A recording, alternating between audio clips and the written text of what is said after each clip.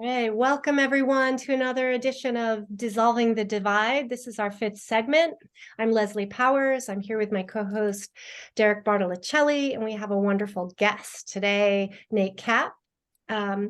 So just for a recap, Dissolving the Divide, we're here to face some of the ways that our humanity is divided, how we are separating from each other through polarity, and creating unneeded, unnecessary conflict and distraction. So we're here to dissolve that division, find the synthesis and the harmony between the polarities. And we are talking now about the foundation of this, which is the division within. I'll send it to you, Derek. Yeah, that's all about the foundation, and I'm so pleased and honored to have Nate join us to kind of, get us into the external world from outside of the mind, nice and balanced, covering, what we've, discussed with the feminine masculine with Maria.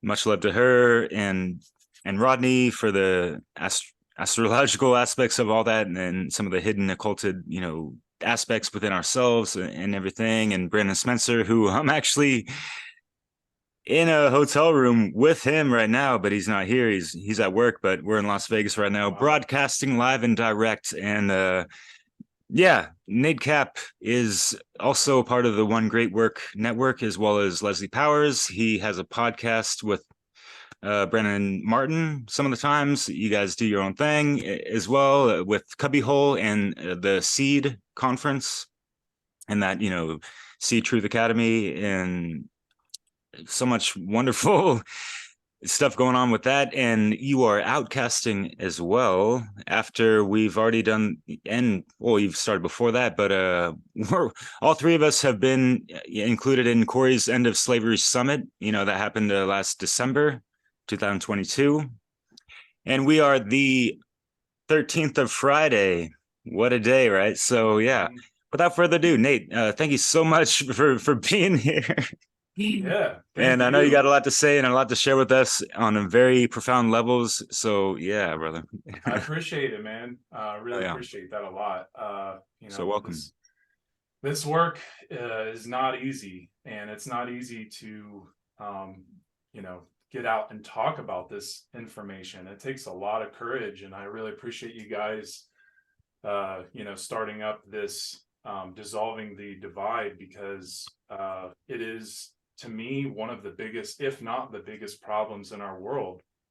And so yeah, man, I appreciate you guys having me on your show. And as you said, my name is Nate Kapp, and I am a spiritual investigator. I'm a spiritual teacher. I'm a spiritual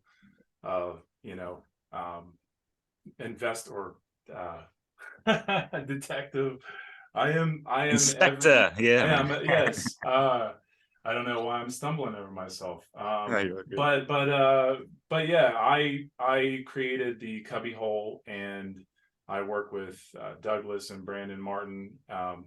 They also co-host, and also I have my outcasting show, and both of these podcasts, one being video, one being audio, which is the Cubbyhole. Both are all about restoring critical knowledge for the advancement of human evolution, with the goal to help people move in the direction of freedom. So what you guys are doing, trying to bridge the gap, dissolving the divide, I mean, that's what it's all about. So I'm excited to get into these topics. So thank you. Yeah, it's great. Yeah. So you're quite versed in a lot of esoteric traditions and knowledge, including Freemasonry and symbology. And I'd love to hear more about what comes up for you within that knowledge base that helps us understand ourselves, and the ways that we have internal divisions that can then lead to external division. Yeah, so it is, when it comes to Freemasonry. Freemasonry is an esoteric tradition, or it's an occult tradition. It's a mystery tradition because it's something I really like about Derek is he's very into wordplay. So my story, right? So it's all about helping us understand the internal story. And that is why it is, there is only one hero, and that is you, the individual. So getting into Freemasonry, I mean, it's an enormous topic. It's an enormous tradition to dive into, but I think it's important to understand the brain first and foremost before getting into the topic of Freemasonry, because if we don't understand the dynamics of the right and left brain, then it becomes very difficult to be able to really talk about this topic. So I think it's important to understand that consciousness, first and foremost, can be broken down into the two hemispheres of the brain. The aspects of the brain being, the sacred feminine right brain and the sacred feminine left brain. And when you look at, especially if you're going into the first degree of Freemasonry, the entered apprentice, this is where you're going to see a scientific reflection of your soul. And by learning the aspects of the right and left hemispheres, you will start to understand the symbolism within these what are called tracing boards. And tracing boards are visual pieces of art that are drawn up in a scientific measurement over thousands of years, that are stored in one image, that when you bring enough knowledge of the brain, of the mind, to this type of information, you will start to reveal so much more about who you truly are and how you can communicate with those who put that information stored into those symbols.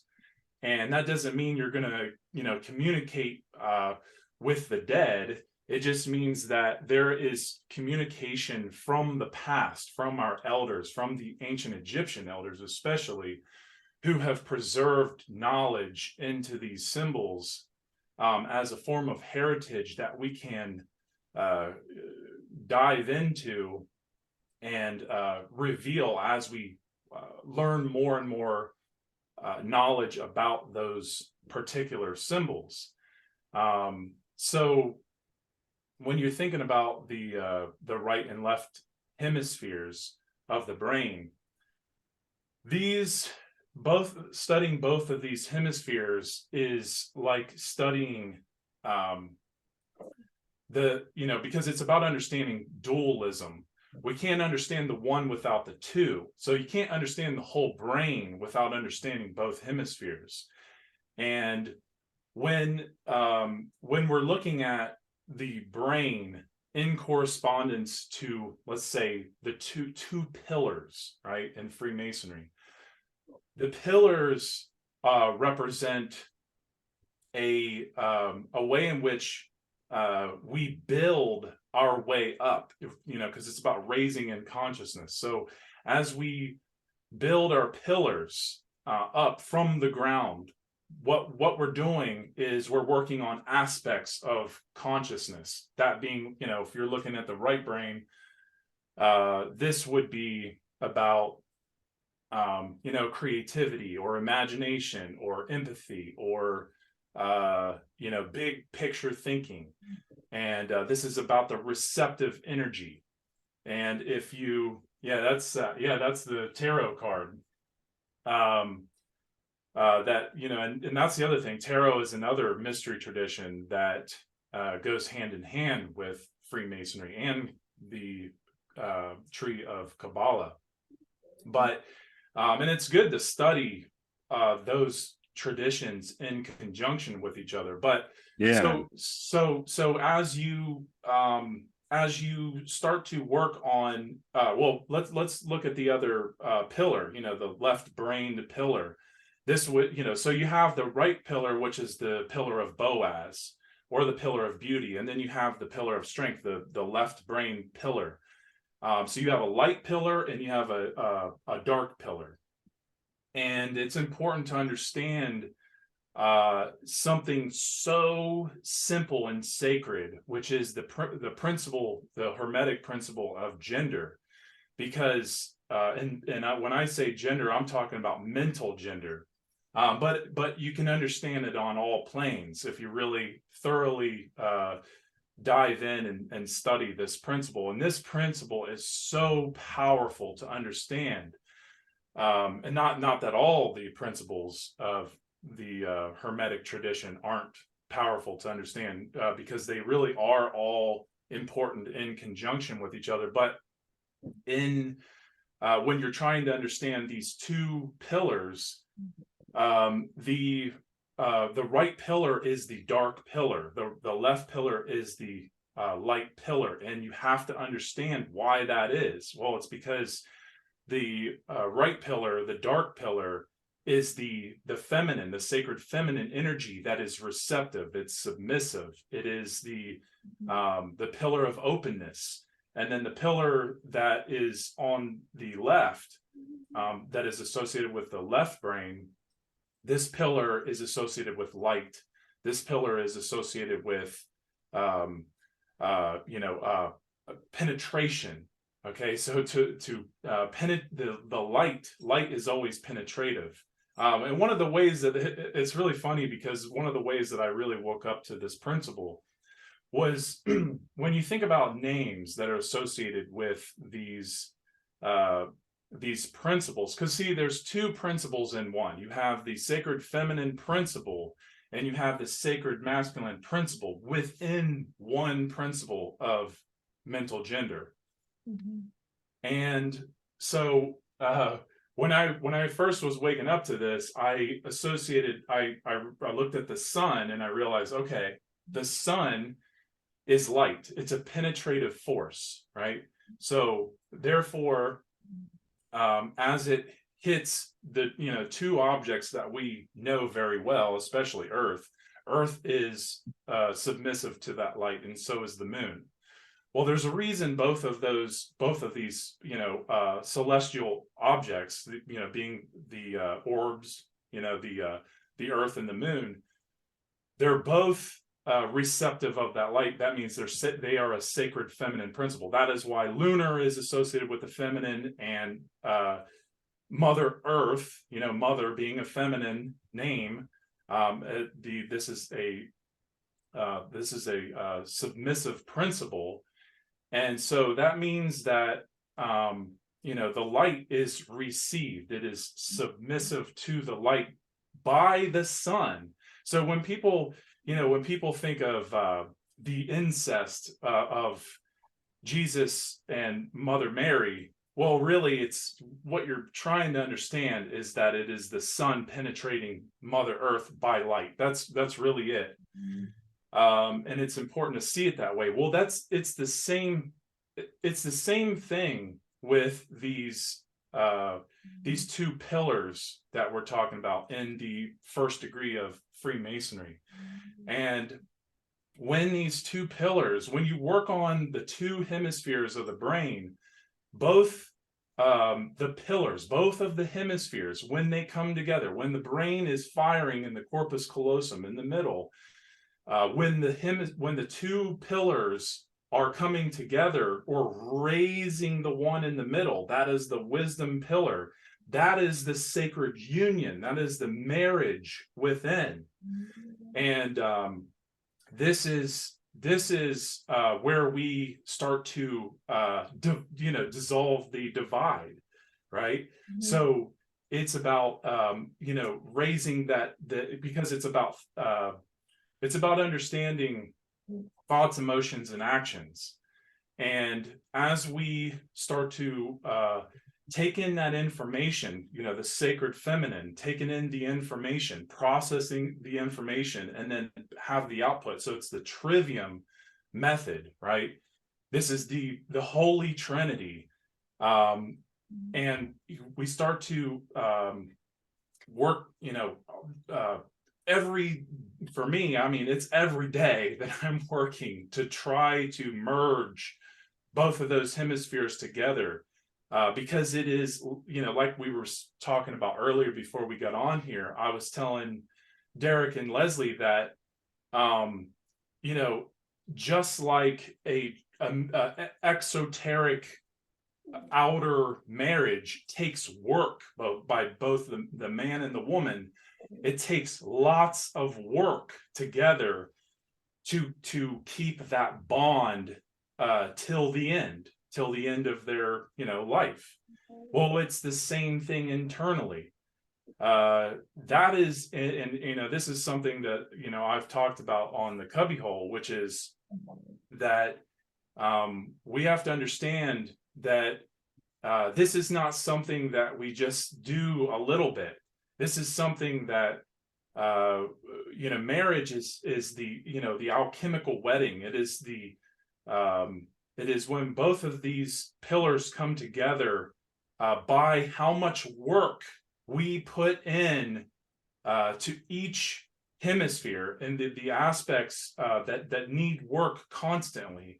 Like for me personally, when I came into Freemasonry, I was more right-brained. I had to go way further into the left brain, and I had to learn. I had to get educate myself in literature. That's a left brain aspect. Science, that's a left brain aspect.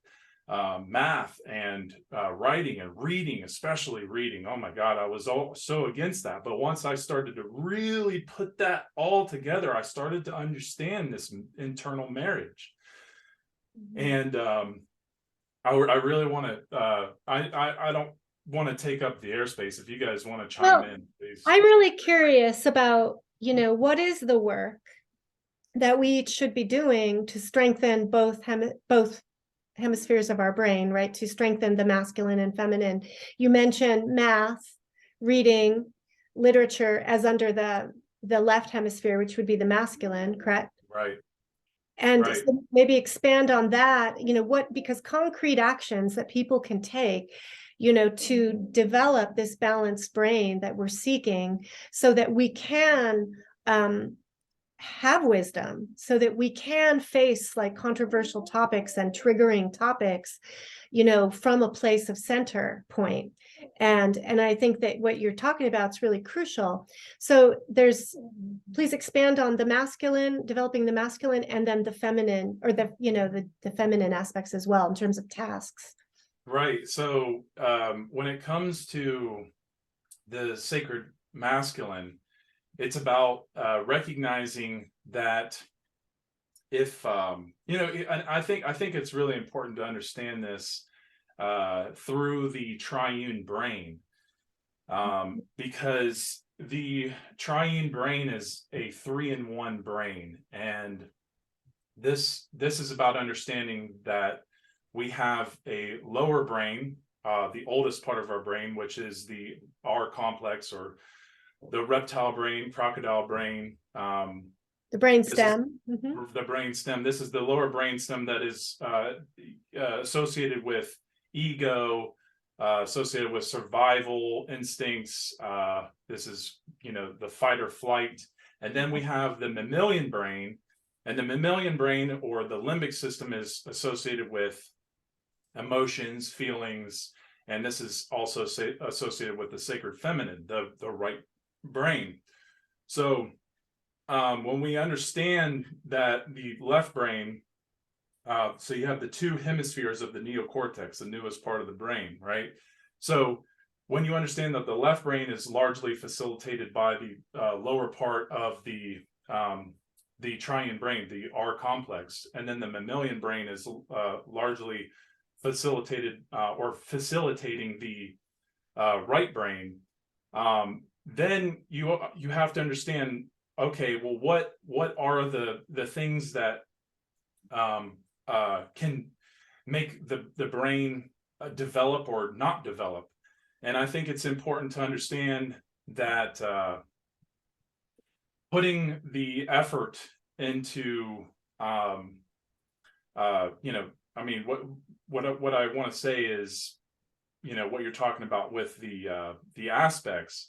I'm going to get to that, but I think it's important to understand that the left brain can become very dominant, and if we're doing too much in learning about certain aspects, like, okay, for instance, this is I think this is a really good way. This is something that I find to be very interesting. It's a discovery that I had on my own when I did my presentation on reillumination of the imagination. I talked about this hero's journey through a symbol, a very simple symbol, the equilateral triangle. And I think it's important to note that when we're born in right brain. We're born in the right brain. And why is that? Well, it's because, well, for one, it's dealing with the sacred feminine. It's dealing, we're born into openness. We're born into not knowing anything. We're born into we have some intuition to a degree. We have the ability to observe, but we don't really understand much, and we're naive. We don't really have any way of critical thinking. We don't have science. We don't have mathematics. We don't have literature or writing or any of that stuff.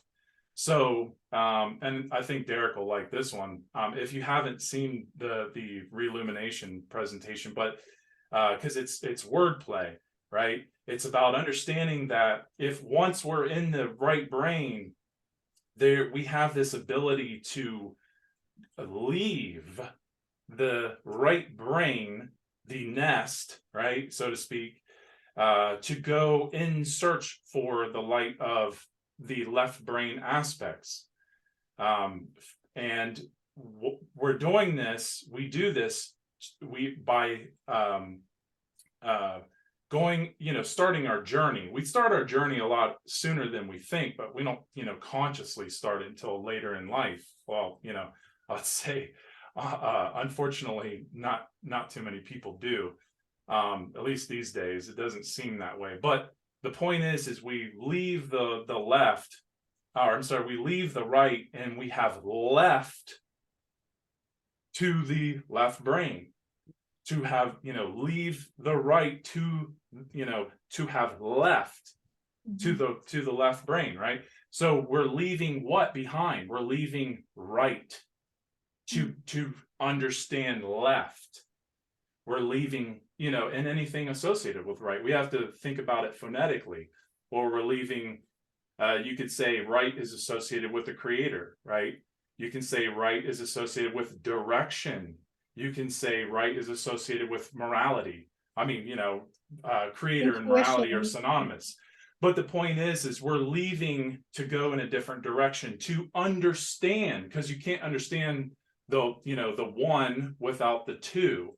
So we're leaving the nest to go, to this place of, learning. So we're, some of us stay in the right brain. A lot of people are using their imagination, become very naive, become very religious, because they've never gone to the left brain where you can become healthy, or learn the healthy side of skepticism. This is why so many people who are more right-brained are more religious, because they've never left the nest to go in search for those left brain aspects, right? So if you're imagining a equilateral triangle, you're, from the bottom right corner, that's your right brain. And then now you're leaving over to the left brain, and you're going here to learn what the left brain has to offer.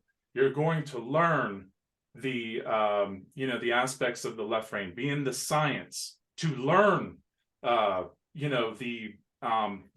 physical reality, the five senses. You're going to learn literature to understand the world that you live in better, to understand yourself better. You're going to the left brain to find light, because you're going from remember what I said in Freemasonry, you have the dark pillar and the sacred feminine, and now you're moving over to the left. And even if you look at the tracing board, the entered apprentice tracing board, the ladder goes to the left over to the light pillar. So, but anyway, so once you get here to this corner of the equilateral triangle, this is where we can learn to do learn the healthy ways of the left brain. However, what can happen is the left brain can become overly dominant, and we can, reside in materialism. And this is what happens to a lot of people. This is what creates atheism. This is what creates, a certain type of solipsism. This is what creates, this is what leads to scientism. But we have this ability to go up this, because it's not about going up just from the left brain. It's about, okay, you have both brains now. Do you want to have a holistic brain? Well, you're going to have to go back to your right brain, strengthen that if you haven't already. And then, you're working on both of those aspects, and you're working your way up to the apex of your, consciousness to, have that holy wedding. And that is, these aspects, having that art and that creativity and the imagination in conjunction with intellect. I mean, this is what creates intelligence, right? Because it's about understanding that you have this, generative principle in the right brain. And if you don't have the intellect, if you haven't gone in search for the intellect, then you're not going to find that sacred union. You're not going to raise yourself to an apex of balance. And so this is there's a lot more to this, but it's very, very, very powerful when you can see it in just one symbol. Yeah.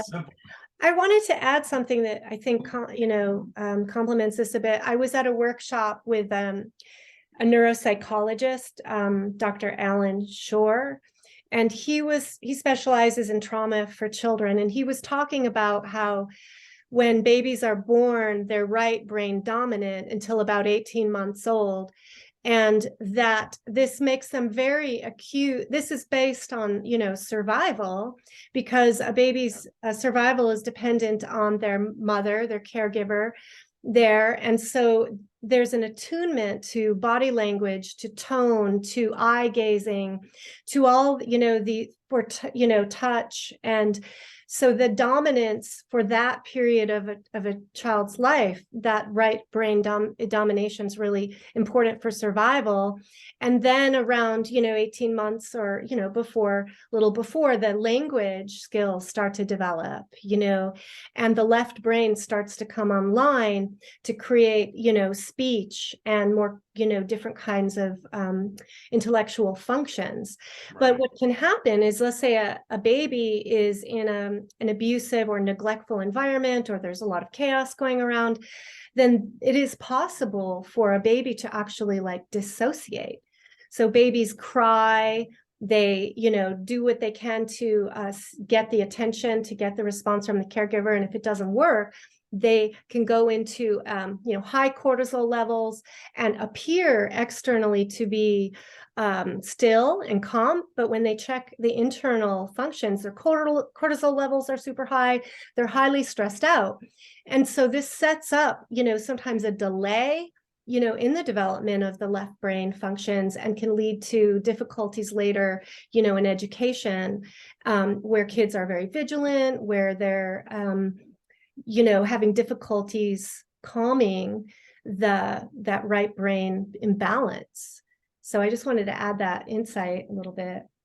Yeah, it's really interesting because like even for the first 7 years, 6 or 7 years, children are in what's called the theta stage. And that means they're, just using their imagination. That's why it's good to let children, it doesn't mean like don't teach children, left brain aspects when they're young, but it just means like this is the time where children really are developing their way of understanding their imagination and how to use it. It is, and obviously when we as parents or adults or teachers introduce them to or when we're introduced to the left brain aspects, that is when our imagination can start to take what we learn and really put everything together in a concise way where we can find the understanding. But one of the things that is really interesting is that, the idea of indoctrination from a very early age, and I would say even, in the time of being in the womb, children are already being taught how to be in the left brain without even being allowed to be in their right brain fully when they're a child, because they are, as soon as you put them into these slave education camps, they are already learning left brain aspects, and they're not really, what school do you know that is teaching the hermetic principles or natural law? None. But there's a reason for that, because they want children to be rooted in materialism. And even think about a long time ago, I have never heard of this being done in the past 20 years or so, but I know family members of mine who, and I've heard this from many other people, that children who were left-handed used to be smacked on the hand if they were using their left hand, because they knew that it was using their right brain. And so they wanted them to use their left brain, so they would use their right hand. And, if you go back into ancient Egypt, it's very interesting because, the statues show, this is definitely something that a lot of people don't really know or understand, but left foot forward means evolution. And that's because you're evolving from your right and moving, with the action forward, with your left. And so it's very interesting. And obviously no one is advanced as, these Egyptian or ancient Egyptian elders, especially, way in the beginning of the solar mythos or the stellar mythos. That's a whole another topic. But once you start to study that, the ways that these people understood, you really start to see, they really understood balance. They really understood that children need to be taught natural law. So what I notice with the trends in school is that, well, first of all, I wanted to say that there are critical windows for learning. There's critical windows for impressionability, like language development. And the first 5 years is a critical period. So if children learn, second or third languages, they learn really fast in those early years. And then once they leave this window, it's a little bit harder for them to, learn. And that the school system, though, even in kindergarten, is putting an increased focus on academic knowledge, like left brain activity. Right. They're reducing social interaction, social emotional activities, art, creative activities.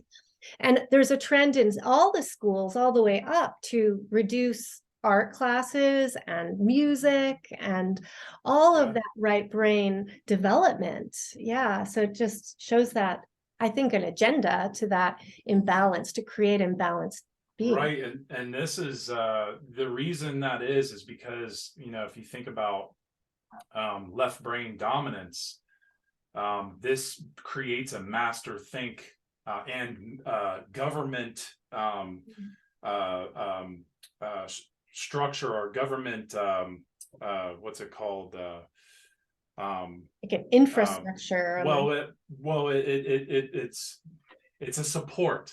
It creates the support in the mind, because the thing is we have these installments, these programs, like what you're talking about.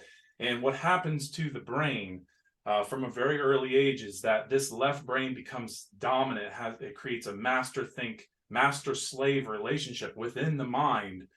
And then what that does, when the left brain becomes too dominant, it starts to suppress the right brain. It starts to suppress the emotions and the feelings. And this makes people cold. It makes people, you know, completely in this survival ego mentality. And when they're in that mentality, they're very in fear. They're very easy to control through that fear. But that doesn't mean that there isn't something going on where, you know, the right brain doesn't have some kind of dominance too, because a lot of people are very much, because the thing is, a lot of people even that are starting to learn how the brain works, a lot of people think that, oh, there's only an imbalance in one or the other. No, there can be an imbalance on both. And because you can have a right brain that is very submissive and aggressive at the same time, but there's nothing in between. There's no work to bridge the both of the brains, or both of the hemispheres. So this is why we have such confusion, because it's about chaos. If both of your hemispheres are either imbalanced, one or the other, or both, this is all confusion in between.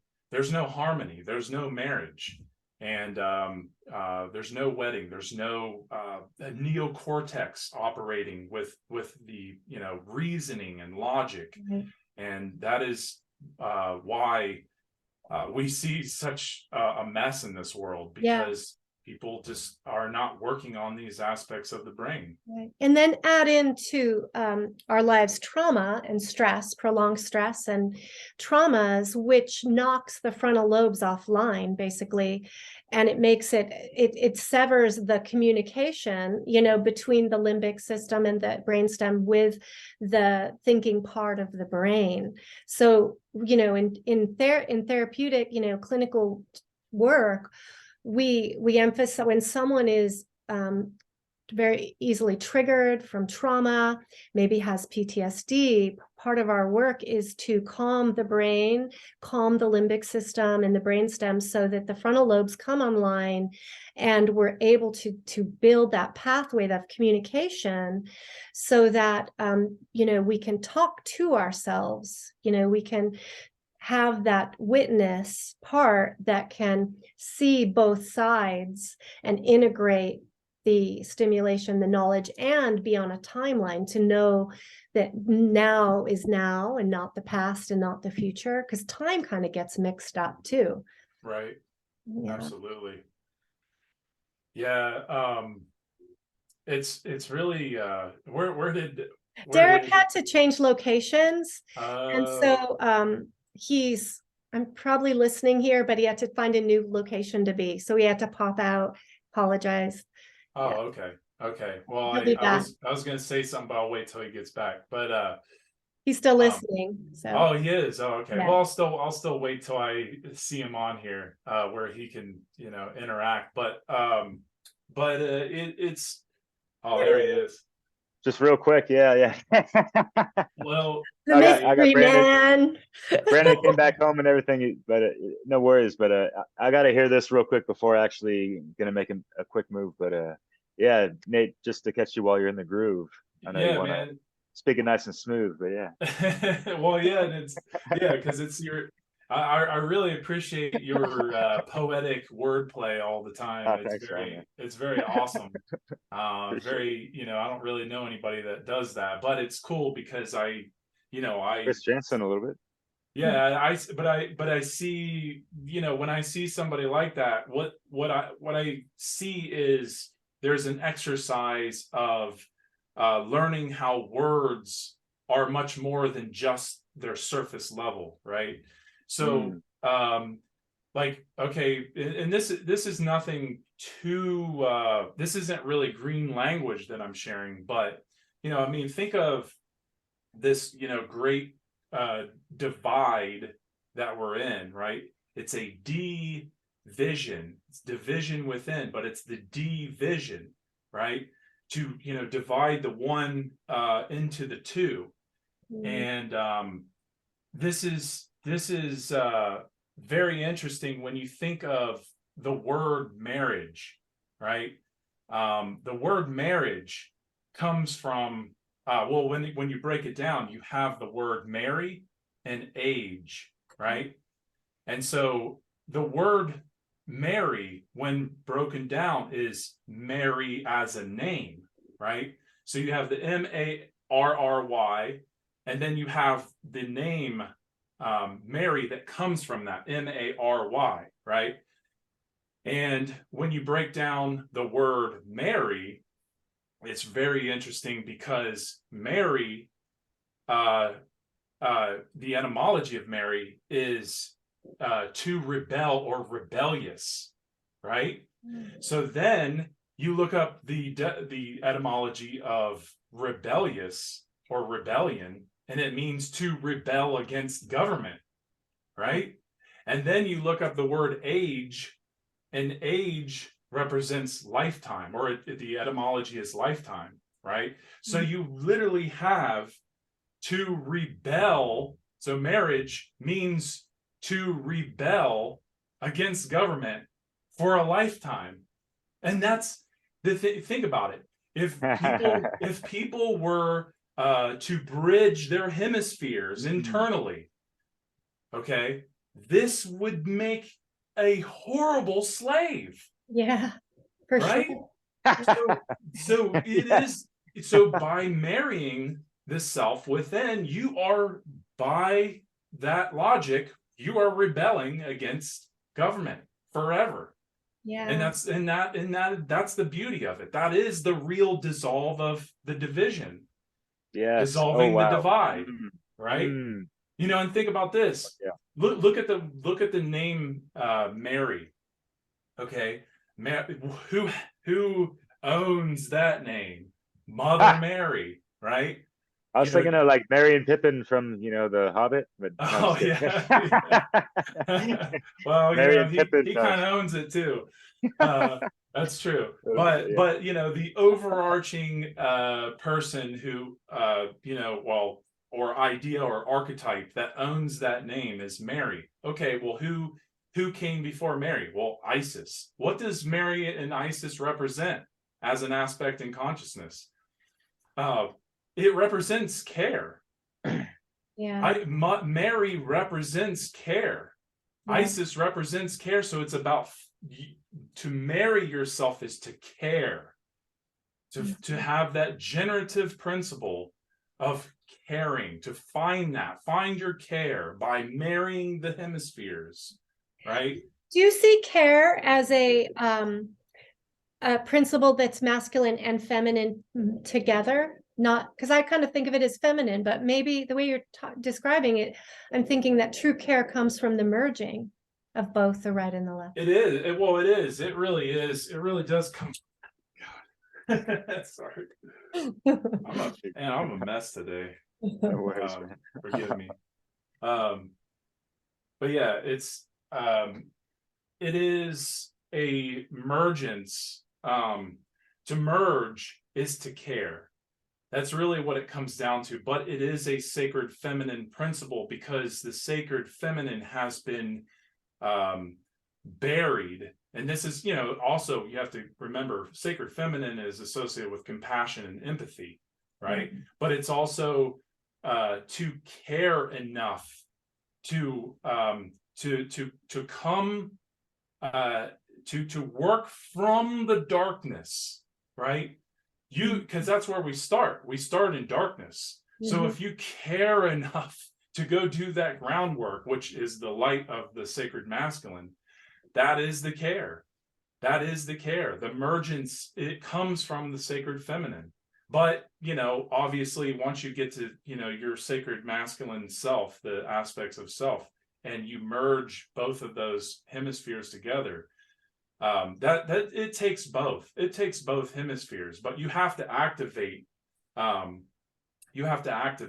part of the sacred feminine that has been, it has been lost over thousands of years, because we live in a, whether anybody wants to agree with this or not, we live in a patriarchal mindset. It's not that the society necessarily is patriarchal. It's the mindset. We live in a more of a left brain dominant world, Right.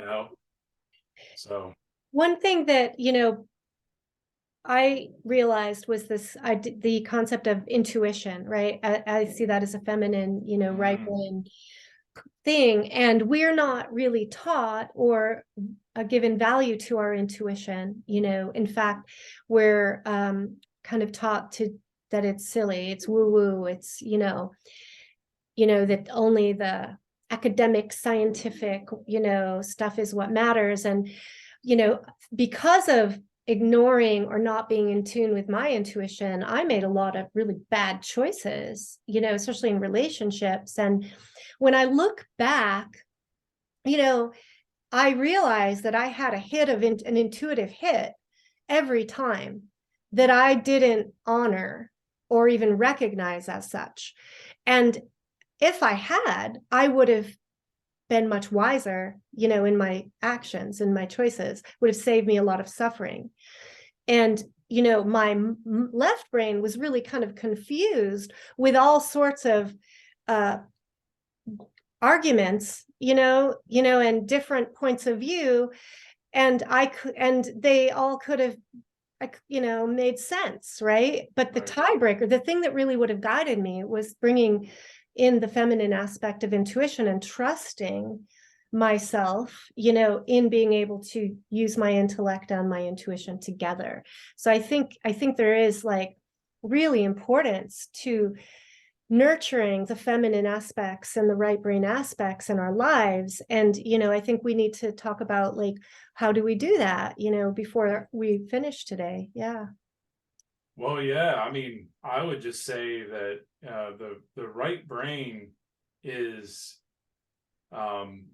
because it's associated with creativity, because it's associated with compassion and, having empathy.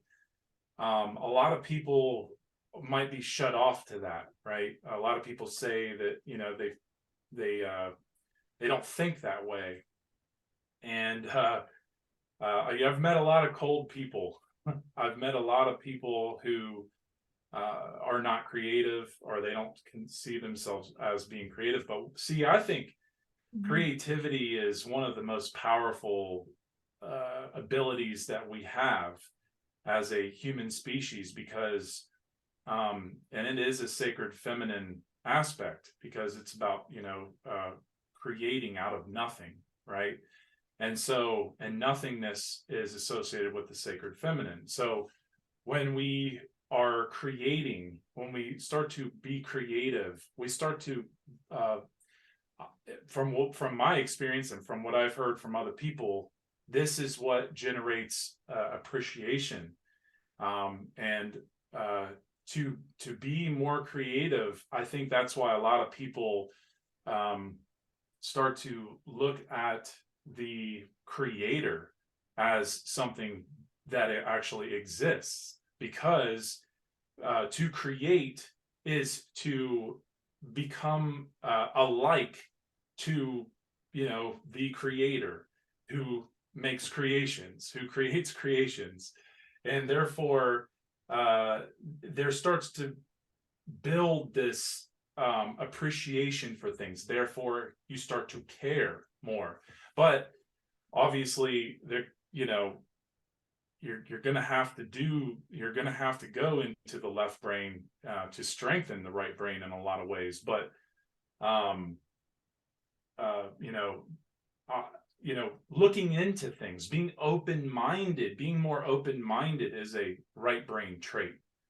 And to be able to listen without having an emotional reaction, right? Having your emotions in place like that, that's something we have to strengthen in our right brain, is our emotions. But it's, once we do, we become even more open-minded. We become, that's what strengthens the right brain. That's what allows us to listen to things that might go against our previous beliefs that make us feel uncomfortable.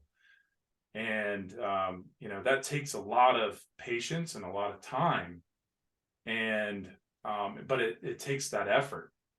And a lot of people just don't have time, and they don't want to put the effort in. But they don't want to make the time either, man. Yeah. Right.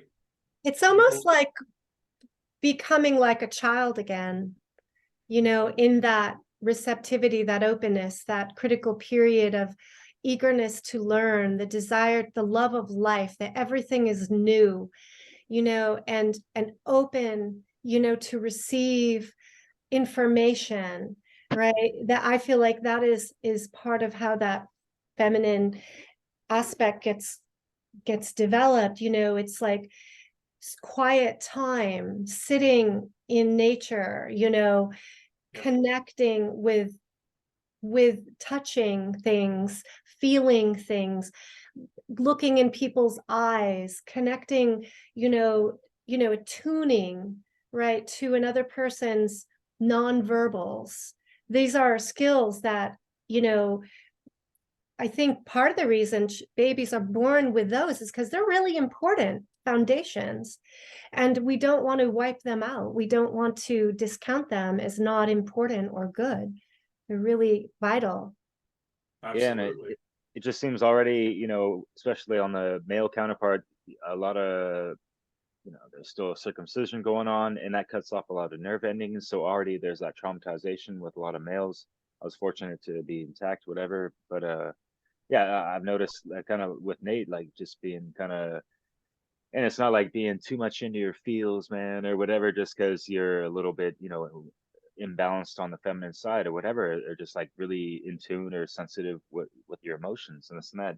But yeah, like finding that balance with the left hemisphere of just understanding the world around you, logically speaking. Like we mentioned the trivium, answering the who, what, where, when, why, and how it all operates around us, like 24/7. These are all laws of nature and codes of consciousness that are just in operation whether we're breathing or not, so So if we open our feminine aspects to be curious and open, then that allows the masculine principles of, knowledge or, to come in, right? Absolutely. Yeah. I mean, especially when there's a teacher, there's, we can only, I mean, here's the thing, universe is always speaking. So the universe is the ultimate teacher, right?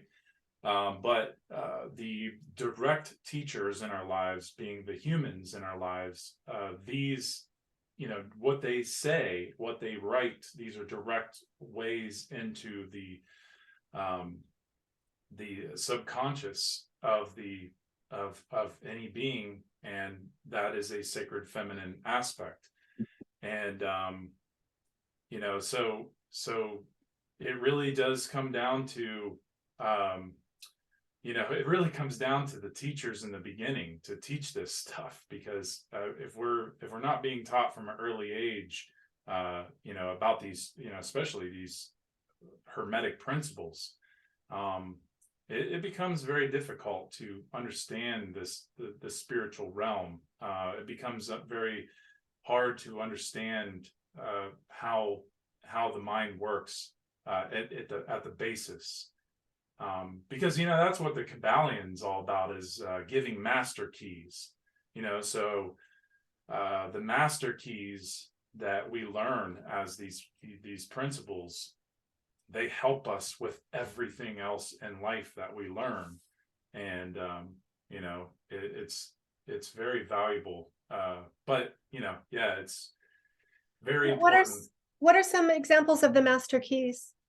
Well, The Hermetic principles? well, yeah, just the Hermetic principles. Because, you know, to have those master keys, like I said, it's to open the doors in all, especially all occult teachings, but really in everything. Because you really start to find all the dogma, and you really start to learn how magical the whole world is.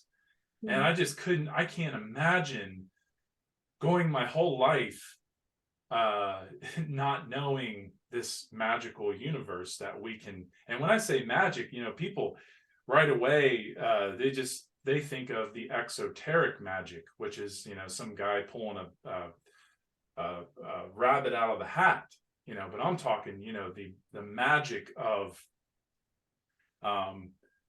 being able to, you know, especially with words, because words are spells, right?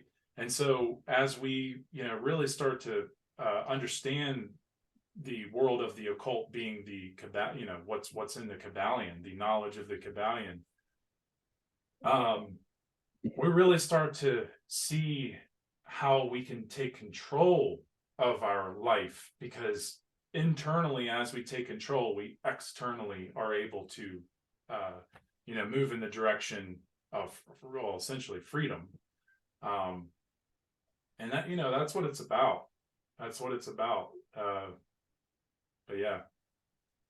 Yeah, so yeah, living by these sacred hermetic principles, yeah, it's all about the state of the mind, which is where obviously it's been the main focal foundational aspect of this whole dissolving the divide. It's really, you know, getting out of that first gate and really understanding that, and taking it from the law of correspondence, from the micro to the macro, and understanding the world that we're placed in, and how it's so adjacent to just, yeah, like we're born into this world from that womb of darkness into the light, and just trying to become more enlightened, you know, even though there's like all this conditioning going on, and all these external aspects that kind of take us away from our true sense of being, in a sense, because there is other, you know, hermetic principles, if you will, beyond just, you know, the seven, you know, correspondence, rhythm, cause and effect, vibration, gender,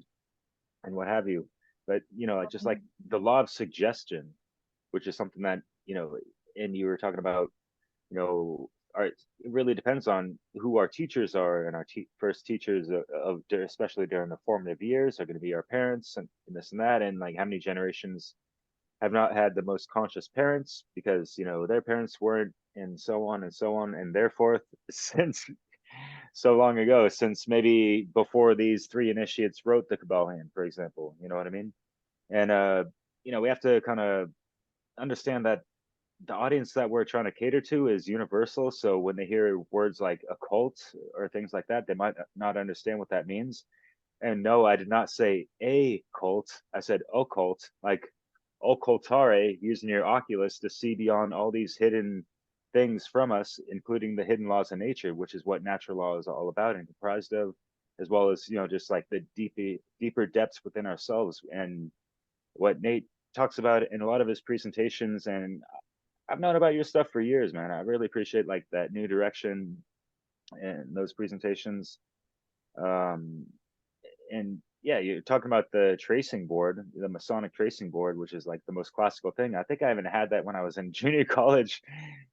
And I had no idea what that was. Just over my head, it's like, oh, that looks cool, you know, checkerboard. I like to play chess. Like those are some cool pillars, and oh, there's a ladder with a key, and like, wow, it's like all this mysterious stuff, man. What does it all mean? But yeah, like hearing folks like you break it down, and like you flip it to the side, and like recognize and realize so many things. And yeah, it's like moving from that darkness to the light and getting that unity consciousness. And it's interesting, you know, the Sol O Mon, and how we have the sun, I'm a Leo sign, moon, feminine with Leslie, and the star of the show, Nate Cap.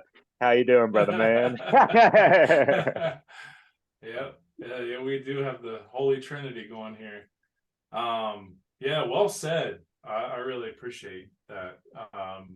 And you know, it just because this is something that I kind of talked on in the cubbyhole recently, which was what I find to be so special is when you understand Freemasonry, when you understand alchemy within Freemasonry, and you know about the sun and the moon being sacred principles of our gender, right? So you have the sacred feminine being the lunar, the moon, the sacred masculine being the sun. And one of the most beautiful things that nature has ever taught us, and this is the origin of marriage, or the ring of marriage, is when the two, you know, when there's a solar eclipse where the moon eclipses the sun and creates that that ring around the moon, and then there's a little, you know, spark of light that happens, and that would be the diamond. But that is nature telling, you know, showing us these two seemingly similar orbs, where one is just a little bit bigger because it has that light ring around the other, meaning, you know, there's a dominance. Okay, there's a dominance from the sun over the moon, right? So that shows the submission, and then the dominance of the ring around the moon.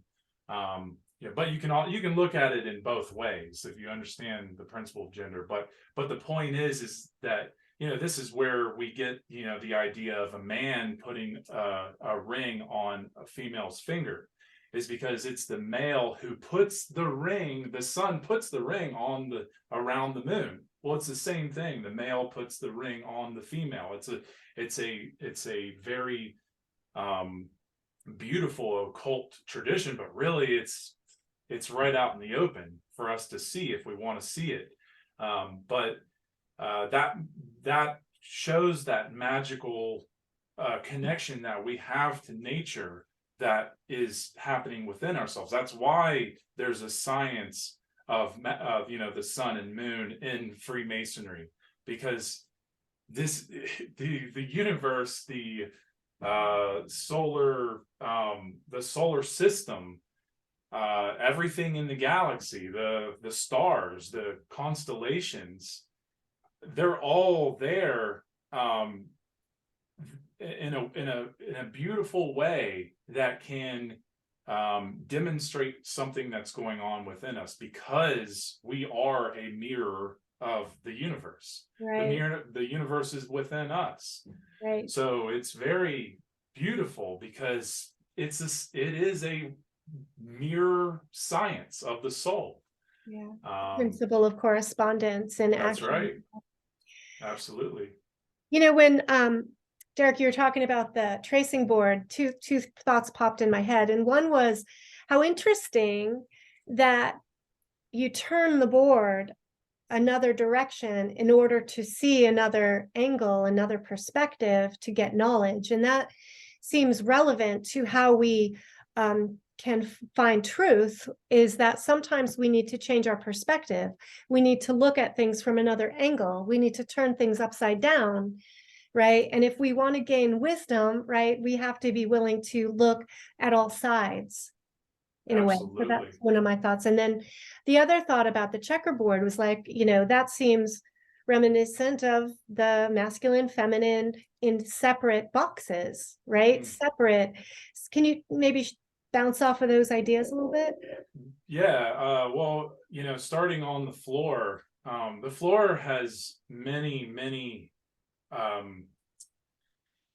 it has so much, there's so much to the floor. The floor is, you know, that is the starting point. You know, when you are the entered apprentice, you're entering on the checkerboard floor. This is the beginning of your journey into understanding yourself in a very scientific way, internal science.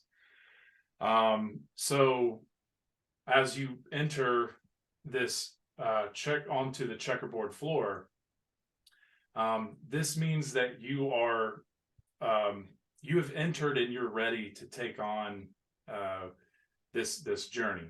And this means that you have you've basically accepted that truth exists, right? But you are still apart into duality, and therefore you don't really know the difference between right and wrong. You don't really understand the difference between you don't have the understanding of the hermetic principles. You don't understand the sacred feminine aspects, the sacred masculine aspects. And therefore the floor represents ignorance, but it also represents the place of foundation where you do your work. And sorry, that's why they call it base level consciousness, right? Right. So you're starting out in the base, and it's funny because, like, you think about the whole Solomon's temple house, right? And what do you do when you go downstairs? You go to the basement, right? The base mind, right? So base mentality, what? Oh, I love that. Yeah, thanks. Right. And so it's all about the house. I mean, that's one of the most powerful things that anyone could ever realize is so when you're here's another thing. Each square, right, represents 4. The 4 is material. So you're starting out in materialism. So what is the goal? The goal is to raise up to the 3, the triangle, right? So that what is a triangle on top of the square? That's a house, right? It's a temple.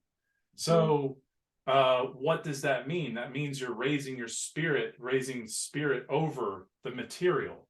So you're raising up out of your material self into your spirit self to create the house, the internal house. So it's even mathematically corresponding, right? Because it only makes sense. I mean, a good structure of a house is triangular on top of a square. So it's like the base level has the masculine and feminine separated, like with as distinct, separate things, and then the integration is that merging, is that recognizing that true wisdom comes from the marriage of both. And it seems like with that triangle, the square is still held within. It's still important. Yep. And so I think of it as like the physical is still important, right? Yeah, it's still that foundation that we're building up upon. So you got to start from somewhere, just like everyone. And like the journey, we got to take the first step, and how Nate, demonstrated in some of his, presentations, and what he alluded to earlier of, the hero's journey and all that, and kind of take it back to the Fool card and all that. Yeah, absolutely. Yeah, and it's think about this. We live in a world of inversion. Yep, exactly. The Fool. Yep. Oh man, that's a very powerful card to understand. But we live in a system of inversion, which means we live in a world where you don't even see the spirit, because we have this square up top above the triangle, right? So it's an inversion, it's flipped. Right. And what we're trying to do is turn that back around, because, and this has a lot to do with that, the whole board on its side, okay? Because what the Egyptians understood was To be rooted in materialism is westing. So there's this term westing, to go west. Why is that? Well, because the sun sets west, but it rises east. And the rising sun means rising light, but sun setting means going into the dark. And so if we're in the West within ourselves, and that's why, if you look at the Entered Apprentice, the carpet, the magic carpet, it has all these directions, right? East, west, south, and north. And so it's very important to pay attention to those directions, because the directions are what help us understand consciousness. And think about this: when you look at the tracing board on its side, if you guys are looking at it, the Entered Apprentice, Solomon's Temple on its side, where all three pillars are laying on its side, where the sun, the moon, and the eye are on the right side. Okay. This if you look at it symbolically as the capital letter E, it is about finding, because it's all to do with everything that makes sense with the capital letter E. As far as what are we even trying to do when we're using these tracing boards? What we're trying to do is we are trying to, well, for one, we're trying to trace ourselves out. We're trying to trace our soul out over thousands of years of people putting together pieces of art as a science to understand the soul. We're trying to trace ourselves out to find what? To find equilibrium, to find balance. So the three pillars on its side is equilibrium. It is the equator, because it's also equating to the earth as the earth brain, right? It is also equating to, well, it's equal because it's the equal hemispheres. We have to remember that, the brain has two hemispheres just like the earth. It's a correspondence. Mother Earth, we are made as beings on Mother Earth corresponding. So that means that the health of us mentally, the equalness or the equilibrium within is reflecting onto the earth, and the earth is reflecting onto us. So we have to see it that way. We have to understand these.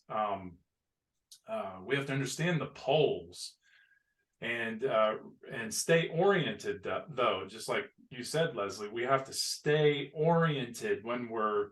That is what it's about. It's about finding orientation, because if we don't stay oriented, we start to lose focus, and we can become imbalanced. But it's about finding a way to understand how to equalize ourselves within, and that's what that is. The symbol that is right there. It is the earth. E is the earth. Because when you tilt it on its side, that's what you're looking at. You're looking at the earth brain.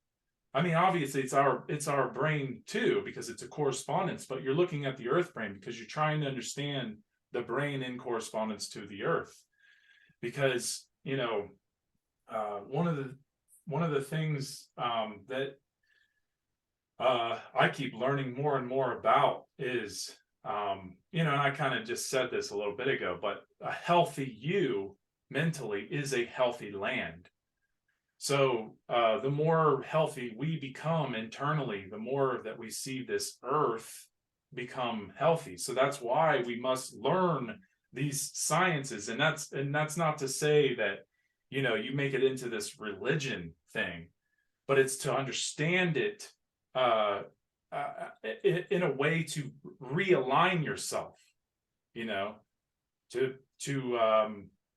find that balance. Because think about it, when you know, I even think of the earth, the wobble of the earth.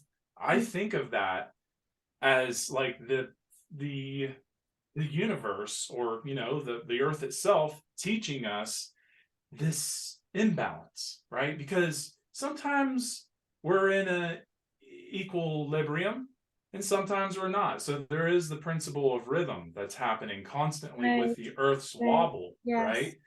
So we're kind of riding the earth's wobble internally as well. And so we have to, that's why we have seasons and we have to go with it. That's why it's this like beautiful flow. And that's what we want. We want a really nice flow. We don't want like a really crazy imbalance. We want a beautiful flow, you know, like a really nice rhythm. And that's when we're raising consciousness, that's what we're getting to. We're getting to that beautiful flow. But down, if we're in base consciousness, it's huge waves of chaos. Dysregulation, you know. Exactly. Yeah, and sometimes the rhythm will get all out of syncopation, you know. So we can, and trauma, you know, kind of bringing it back to how we're affected, you know, trauma will dysregulate us. It will knock us off balance. It will disrupt our rhythms. Absolutely. Yeah. Absolutely. And I was thinking about this as we find our orientation and our equilibrium, then we're better able to know where we are in relationship to what we're looking at.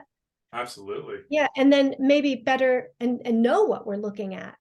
Right. But if we're out of balance and not oriented to ourselves and where we are and our thoughts and consciousness, then we will not get a clear interpretation of what we're looking at.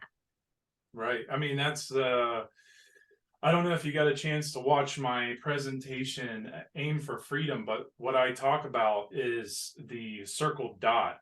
And the circle dot is one of the most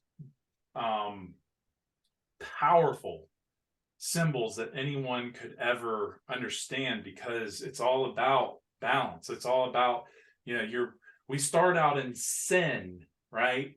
Sin. Well, what is sin? Sin is starting out aimlessly, right? That's what sin means, to miss the mark, because you're aimless, right? So the point of life, the truth, the focus, the clarity, the sharpness, the aim, the freedom, because to not be going towards that dot in the middle means that we are staying in ignorance, staying in darkness, right? And so obviously we start out in a circle. We start out aimless. We start out in the sacred feminine. The sacred feminine, see, and this is why they say, you know, the female's evil. That's exactly what they're you know, misinterpreting. It's about understanding that we're starting out in the sacred feminine. We start out there. That doesn't mean we're inherently evil. That's ridiculous. We're starting out in darkness and we're working our way to a point. Because that is the focus. That's the focal point, right? And so that is the marriage. That is, you know, bridging the hemispheres together to a point, because that point represents the eye. Well, the whole thing represents the eye, but the point is that the more you know, it's like I've talked about with the pencil. You know, like a pencil, like the end of a wooden pencil, before it's sharpened, it's dull, right? You can't really write with it.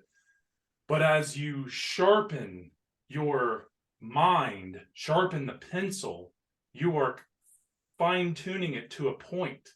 And that is a direction, you know, to what are you going to do with that point, right? I mean, and there's a lot more to that, but the point is that we're trying to find the balance. I'm telling you, there's always a point. Yeah. Right? The truth is the target, Great. Did you get to the point, man? Yeah. Yeah, I'm always trying to get to the point. Fuck yeah, dude. Yeah, I love that. The whole synthesis of, and yeah, you figure, this 3D cone of this pencil tip, of the synthesis of knowledge, and that care of getting to the pinnacle unity consciousness, man. I love that. And without that care and true love for self, how you really gonna even marry yourself anyways, so, and then you're gonna try to love someone else? Come on, like, who you fooling? So Absolutely. so Absolutely. yeah, we just see these things in the law of correspondence. This is always, in the cause and effect, these things are always working in tandem.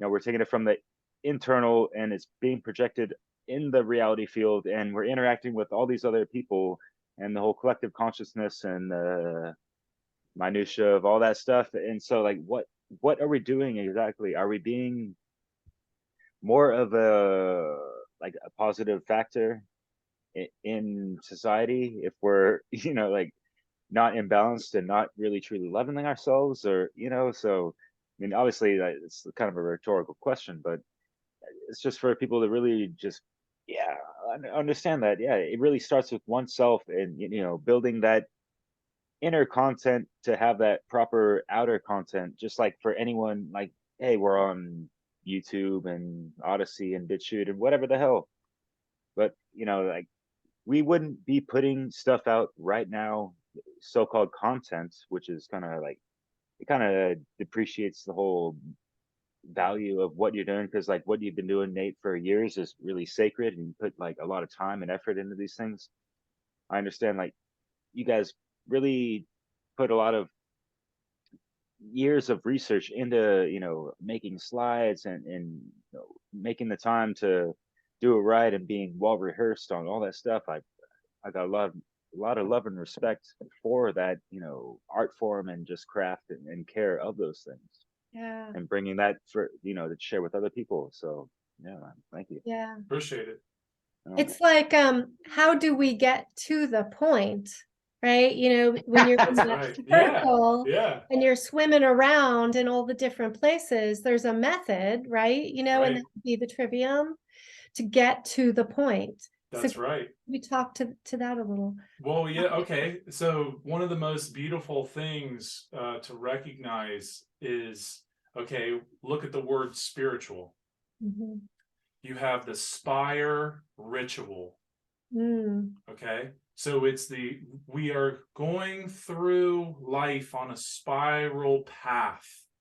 And that's why in Freemasonry, in second degree, there is the spiral staircase. And when you're going up a spiral staircase, if you guys have ever gone up a spiral staircase, especially one that's like maybe more closed off or like concrete, you can't see around the corner. You're kind of just, there's this faith that, whatever comes around that corner, you're going to be able to take that on, right? But it's about staying on the right path and trusting, having the trust that because you're acting right, because your thoughts and emotions and actions are aligned, and you're acting right in the world, that you are on the right path, and you're trusting that path. But it's a spiral because you just don't know what's going to come. It's not a straight line. It is a spiral, or a wind, right? And so it's important to look at that circle dot, because here's the thing: you don't just go from the ring of the circle dot to the point. You go on this journey of a spiral to the point. And how do you get there? Well, you definitely have to be aligned to natural law. That is here. That's the thing. Think about this: a goal is gold, and that's God, because you're going in the direction of God. You're going in the direction of gold. You're going in the direction of gold.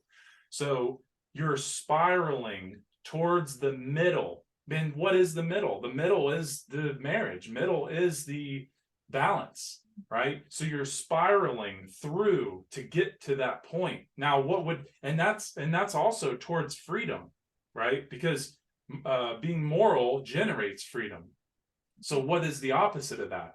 Well, if you're moving away from that dot, or you never even go towards that dot, you are essentially going in the wrong direction. You're going in the dark direction. You're going in the direction that moves away, that transgresses against natural law. You're going in the direction of ignorance.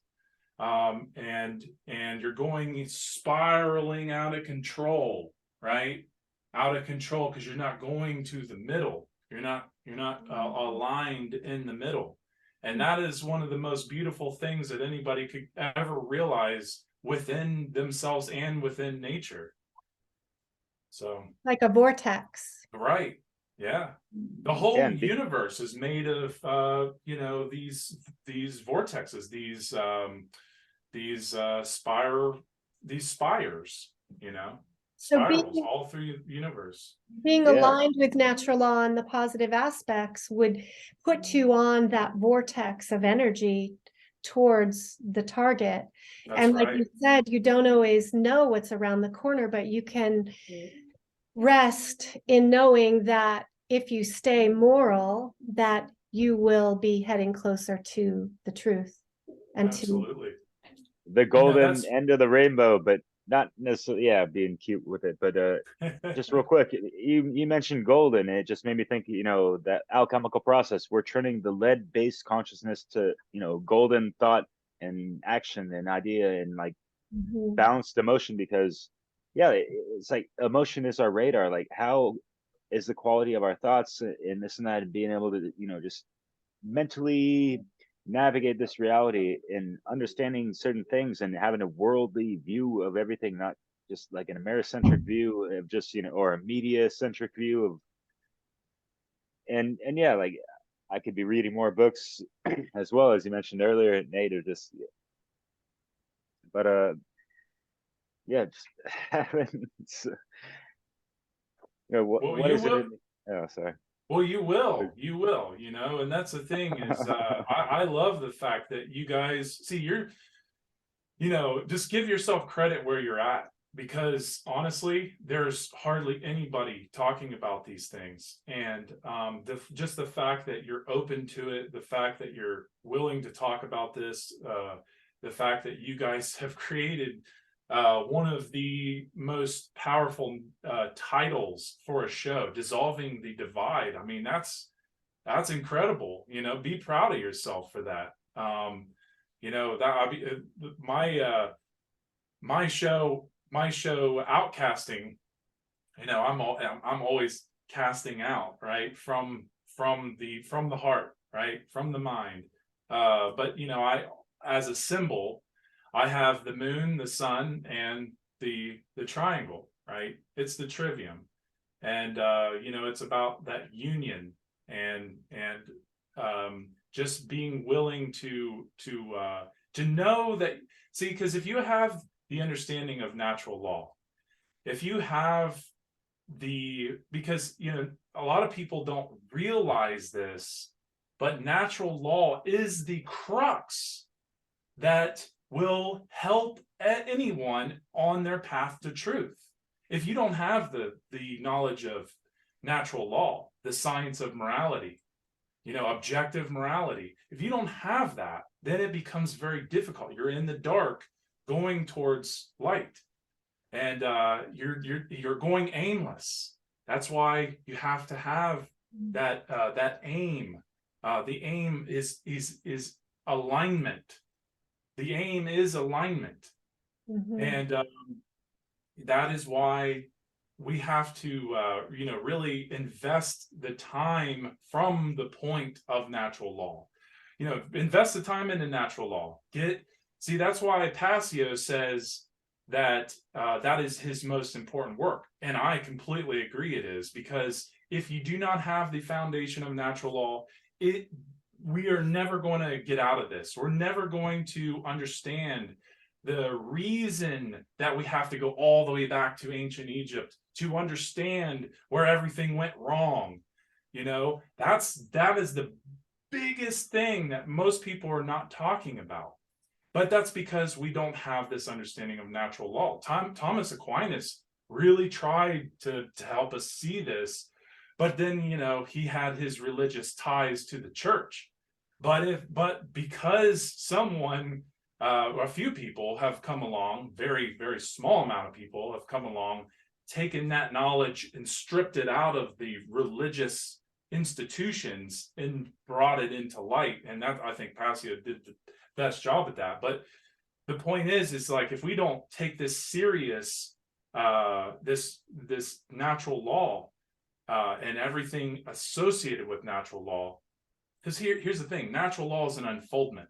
There is no such, I don't believe that there is any such thing as, you know, once you learn natural law, that's it, you know.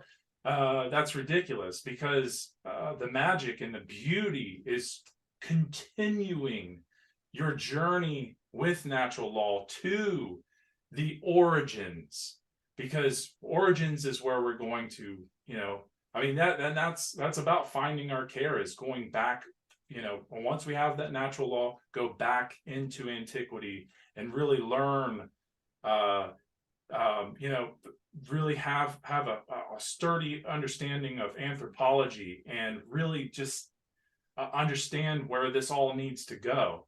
Because you could have this like very basic understanding of natural law, and that's better than nothing. But you could have that, and you can still be manipulated by the sorcerers, the dominators of this world, with no problem. And people are. I mean, you look inside, and here's the thing, I do not want to sit here and belittle the truth movement. I'm so sick of hearing that, like, the truth movement, you know, they're getting all this stuff wrong. But and yeah, there are things they're getting wrong, but let's focus on the things that they're getting right, man. I mean, yeah, they're probably not working fast enough, but man, it takes a while to get out of this mind control. You know, it's not easy. And you know, we have to labor once we get that, come to that crux of natural law, that's when we're going to that's when we found our care, and that is when we're really going to become more married within, and be a contender against the evil of the world. Yes, it gives us a stronger foundation in a way too, like above, I would say, the checkerboard floor. I don't know. Yeah, totally. Sure.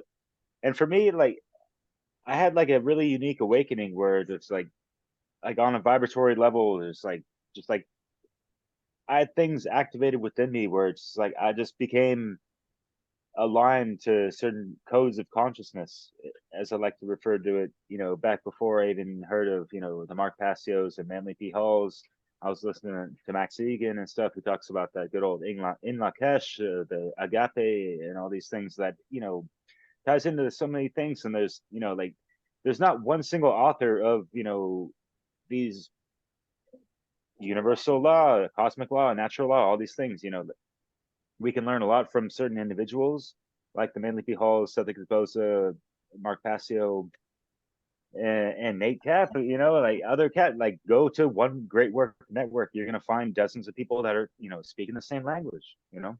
Yeah. And I really appreciate everyone doing their part to make that happen. You know, like Brandon Spencer, you know, all day.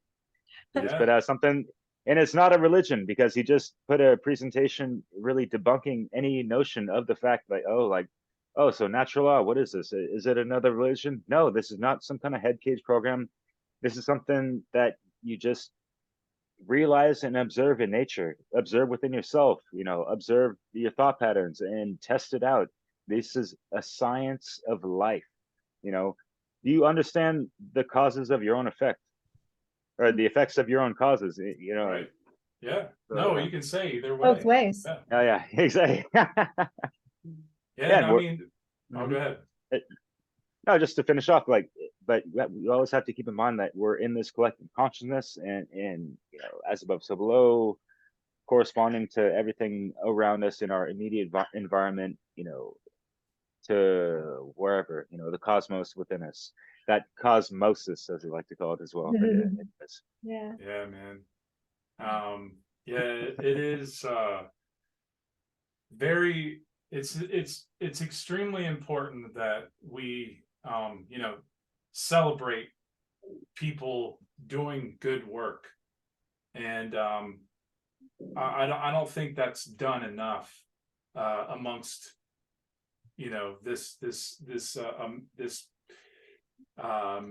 I don't want to say group of people, but these people that understand natural law, these people who understand to a degree, slavery has taken place, to a degree that government is evil and it is slavery. These people are really trying to put information out the best they can.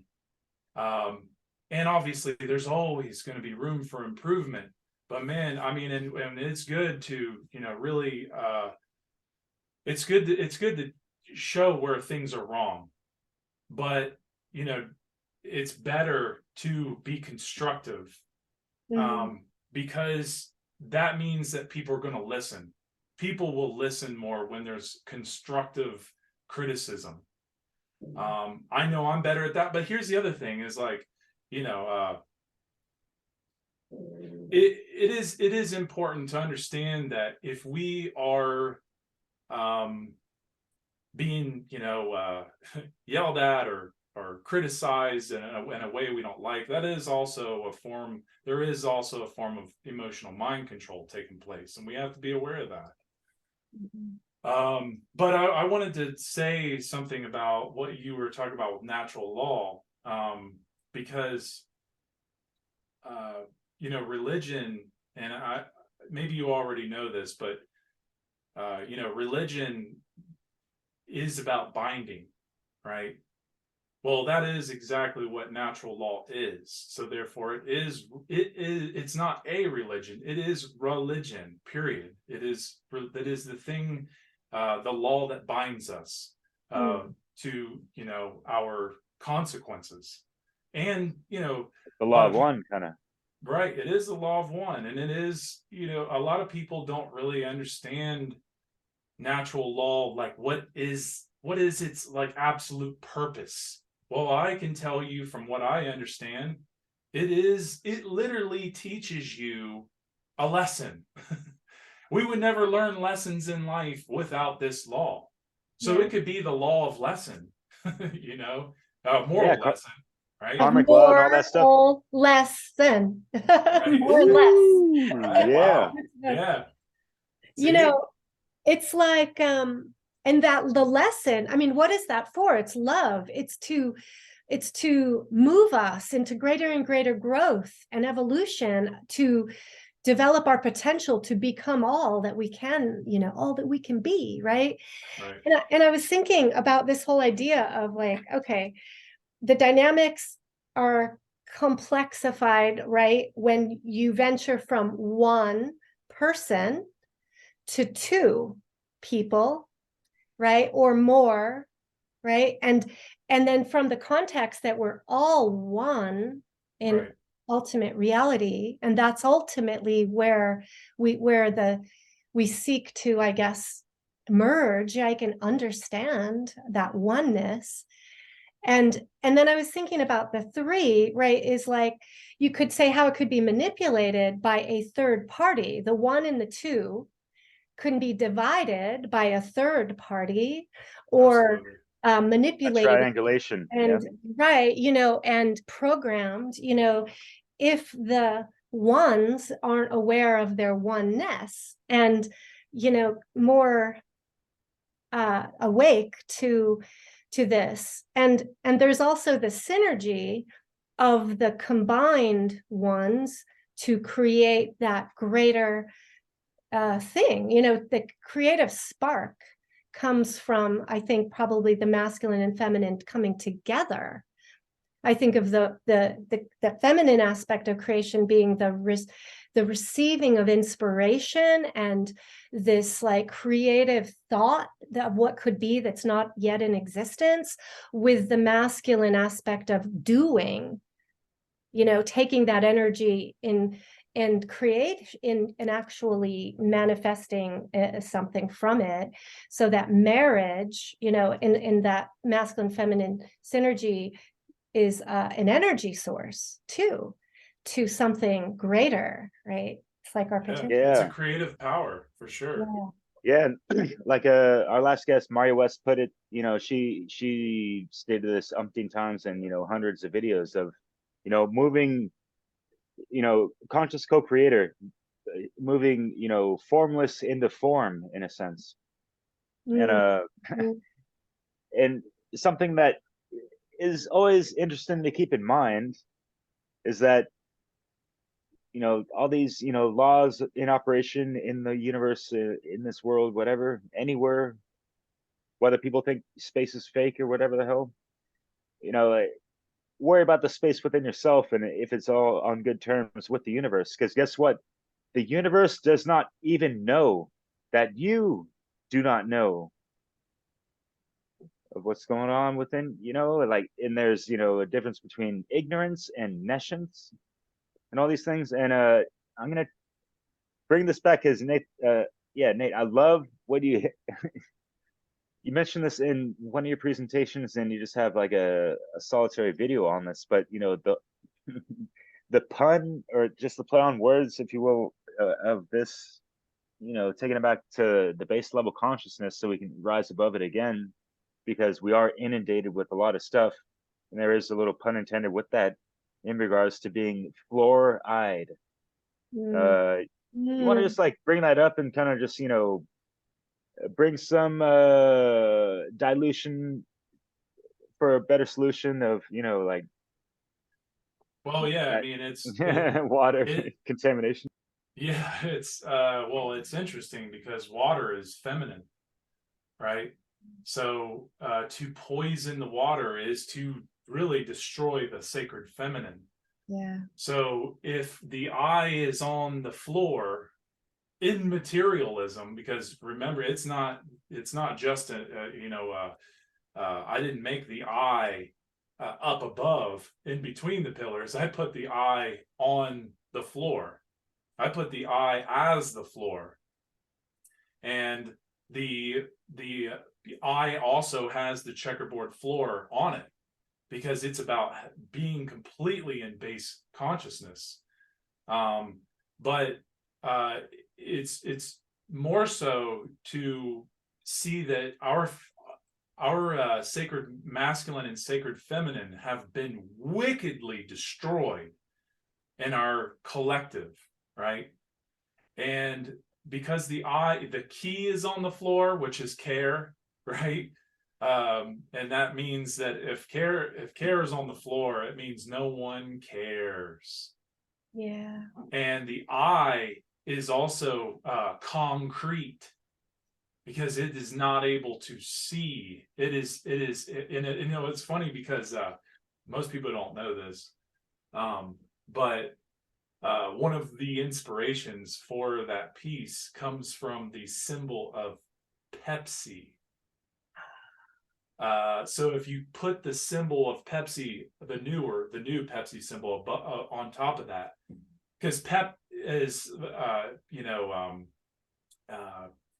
it's what is it? Energy, something about I can't remember what Get a it little means. pep in your step. Yeah. But right. But what does Pepsi do? Pepsi isn't. Yeah, it's the opposite. Pepsi's made with fluoride. Come on, let's be real. They don't put in filtered reverse osmosis water into that drink. Yeah, you're right. But the funny thing is so when I saw that, it had the red, it had the blue, and I thought, oh, because that corresponds to the brain, it apart into duality, and it literally looks like a really tired eye, sleepy eye, right? So I just kind of copied that, put it in there, and it's because when I was getting into green language, I realized, and it wasn't just green language. I was getting into the first degree, and I was like, oh my God, fluoride is literally floor-eyed, and the eye is collectively, our eye is on the floor, because care hasn't been found. We have to rebuild the sacred feminine and sacred masculine, right? They're there. You know, obviously we're always going to have them, but we have yet to fix them, to rebuild our hemispheres, to rebuild the pillars, and to reach the sun and the moon, right? To activate the sun and the moon, to cause the sacred union. And you know, obviously there's not even, if you look really carefully, you can see Jacob's ladder, which represents the middle pillar. It's just broken behind the sacred masculine.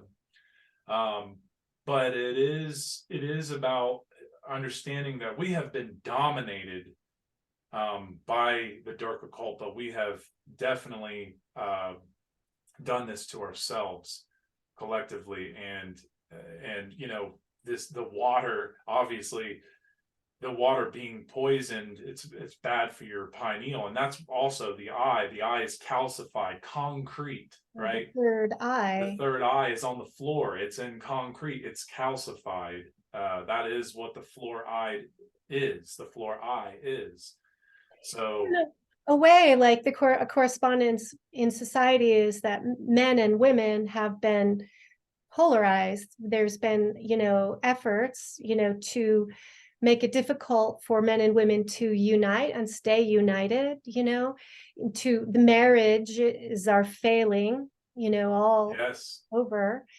And so there's not that persistence whereby the masculine and feminine can fully unite in, you know, in that place of, you know, wisdom. And so there's these correspondences in our lives, and how do you see that? You know, the Pepsi symbol reminded me of that. It's like there's a division between, right? How do we bring back, you know, fix Jacob's ladder? You know.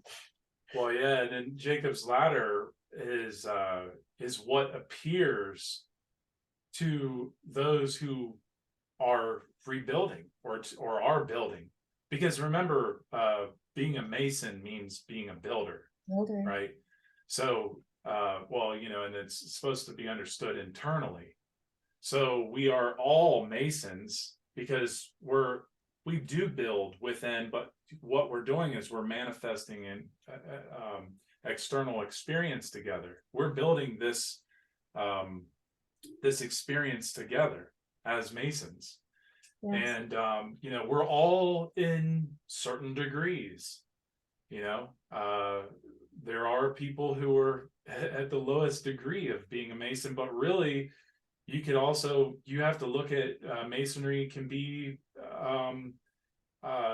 it can be wielded in the wrong hands in a very, you know, dark way. But you know, to answer your question, I mean, and it's heavily being wielded in a very dark way. And you know, that's just let me just say something real quick before I get into that. For anyone listening, you know, you have to understand there's a difference between this is something that I probably should have said early on, because I see so many people attacking Freemasonry. And it is, I mean, but there's a reason for that. The reason that people are attacking it so much is because there's this, you know, well, for one, it's ignorance, but also it's about understanding that they want us to fear and go on a witch hunt after anything that can create union within.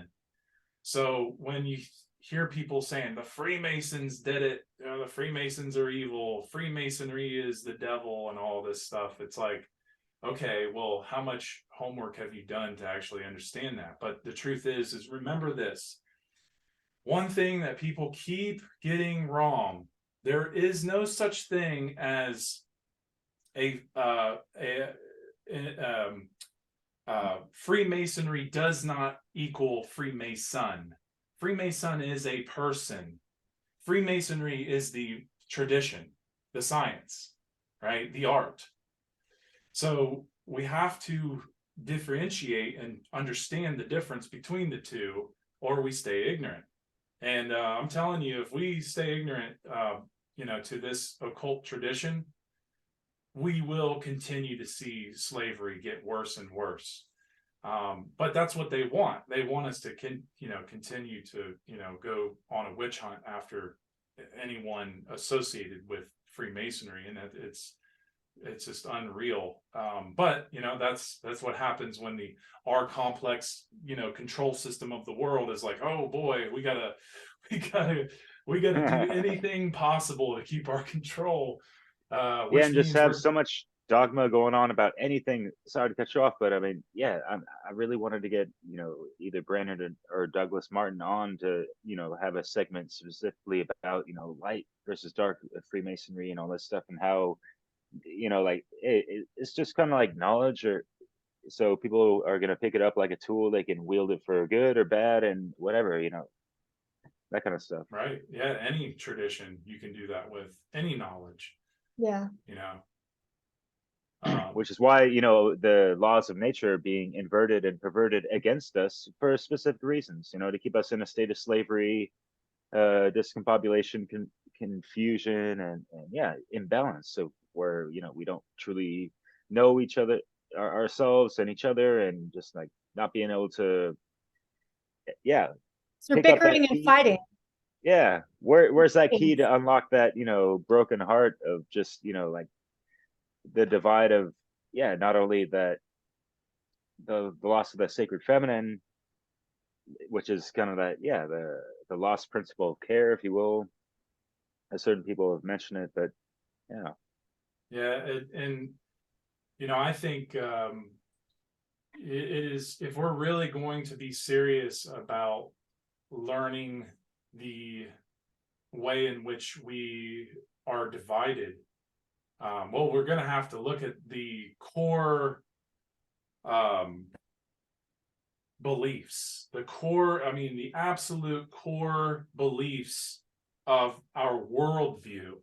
Because that's the thing, the only way that we're going to change our worldview is to look at where we're so centralized in our belief system, which is, if we're in an imbalance, it is a prison. It's a mental prison.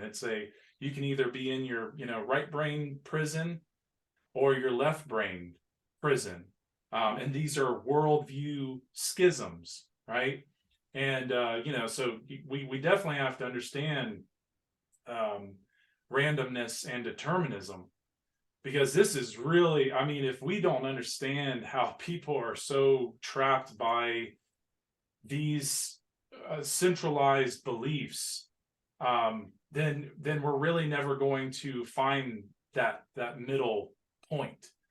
And I can expand on that if you want, but I'm sorry, Leslie, you asked a question and I completely No, it's went off okay. topic. I was just, my brain is like expanding from, we have our internal process of unifying the left and the right, and then I'm thinking about the complexities of then adding another individual who's in a different place of balance within themselves, but working towards balance, hopefully, or unity, and just how complex that can get, and how without this awareness, it's so easy to like manipulate or pull apart or sway us and create a lot of chaos and distraction.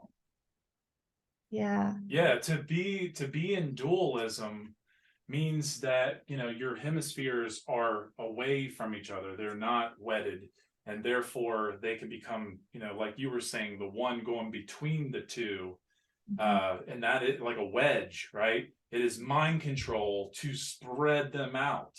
Yes. And that is because there has not been the work, the necessary work. So most people have not done that internal work. So it's so easy to just go right in the middle and control from the middle, and get people to go one direction or the other. And by doing this is how they divide and conquer. This is how they divide and conquer the mind first. And then by doing that, because this is what true government is. Government is divide and conquer. right? Because it's about mind control first, right? So to control the mind, well, you've already got the body right where you want it, the physical body, right? So then you look at all the divisions going on, and it seems like there's a new psyop and division going on every freaking week these days, right? And that's because we're becoming more conscious of it, I believe, too. But also, I think they really are ramping it up because they realize consciousness is raising. That they realize that there really are people starting to have the wedding. And so, because I've even said, it's kind of like I kind of associate Godzilla with all this stuff because, like, Godzilla would be natural law, right?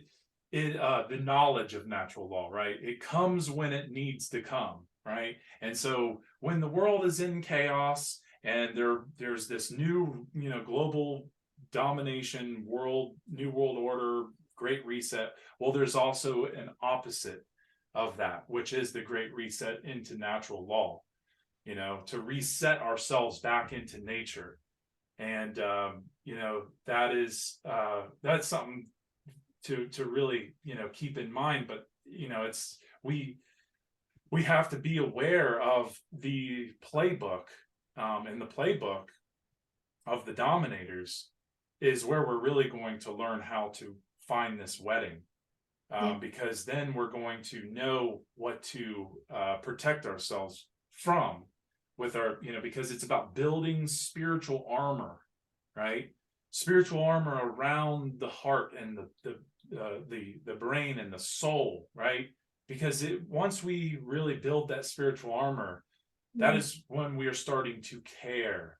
That is when we're starting to realize, okay, these divisions are prisons, and we have to escape both of these prisons in order to unite in the middle, to be free. Because the prisons are on the outside, but the middle is it's like the circle dot. The middle is freedom. The middle is where we're going to find freedom. And as long as we're kept in that circle, as long as we're kept imbalanced in our hemispheres, then it's just a constant chaos. It's an easy place to manipulate people. Yeah. When they're in fear, and when their emotions and fear are in a cyclical pattern, just constantly going back and forth. They're not even operating from their neocortex. It's just the mammal brain, the mammalian brain, and the R complex are just constantly in that circle. There's nothing being raised from there. That's why people are in these habits. People have bad habits, right? But if you break the habit and raise yourself by doing the work, the great work, that's when you're really going to be a true form of resistance to evil. Yeah, well, very well said. Really cool. Yeah. The image of the high priestess card popped in my head, and when you were talking about the invasion in the space in between the columns, right? And that's a really it seems like that the high priestess is there at the gate, right? Maybe to protect that space, the beauty within. And it's interesting that it depicts the female, the feminine, to be in that spot of observance, right? And I don't know, could you expound a bit on that a little bit? Well, the tarot card? Yeah, I guess. Or is what I'm saying kind of fit, Yeah, for sure. I mean, because it is can you bring that card up a little closer? Well, I guess I can't really see it.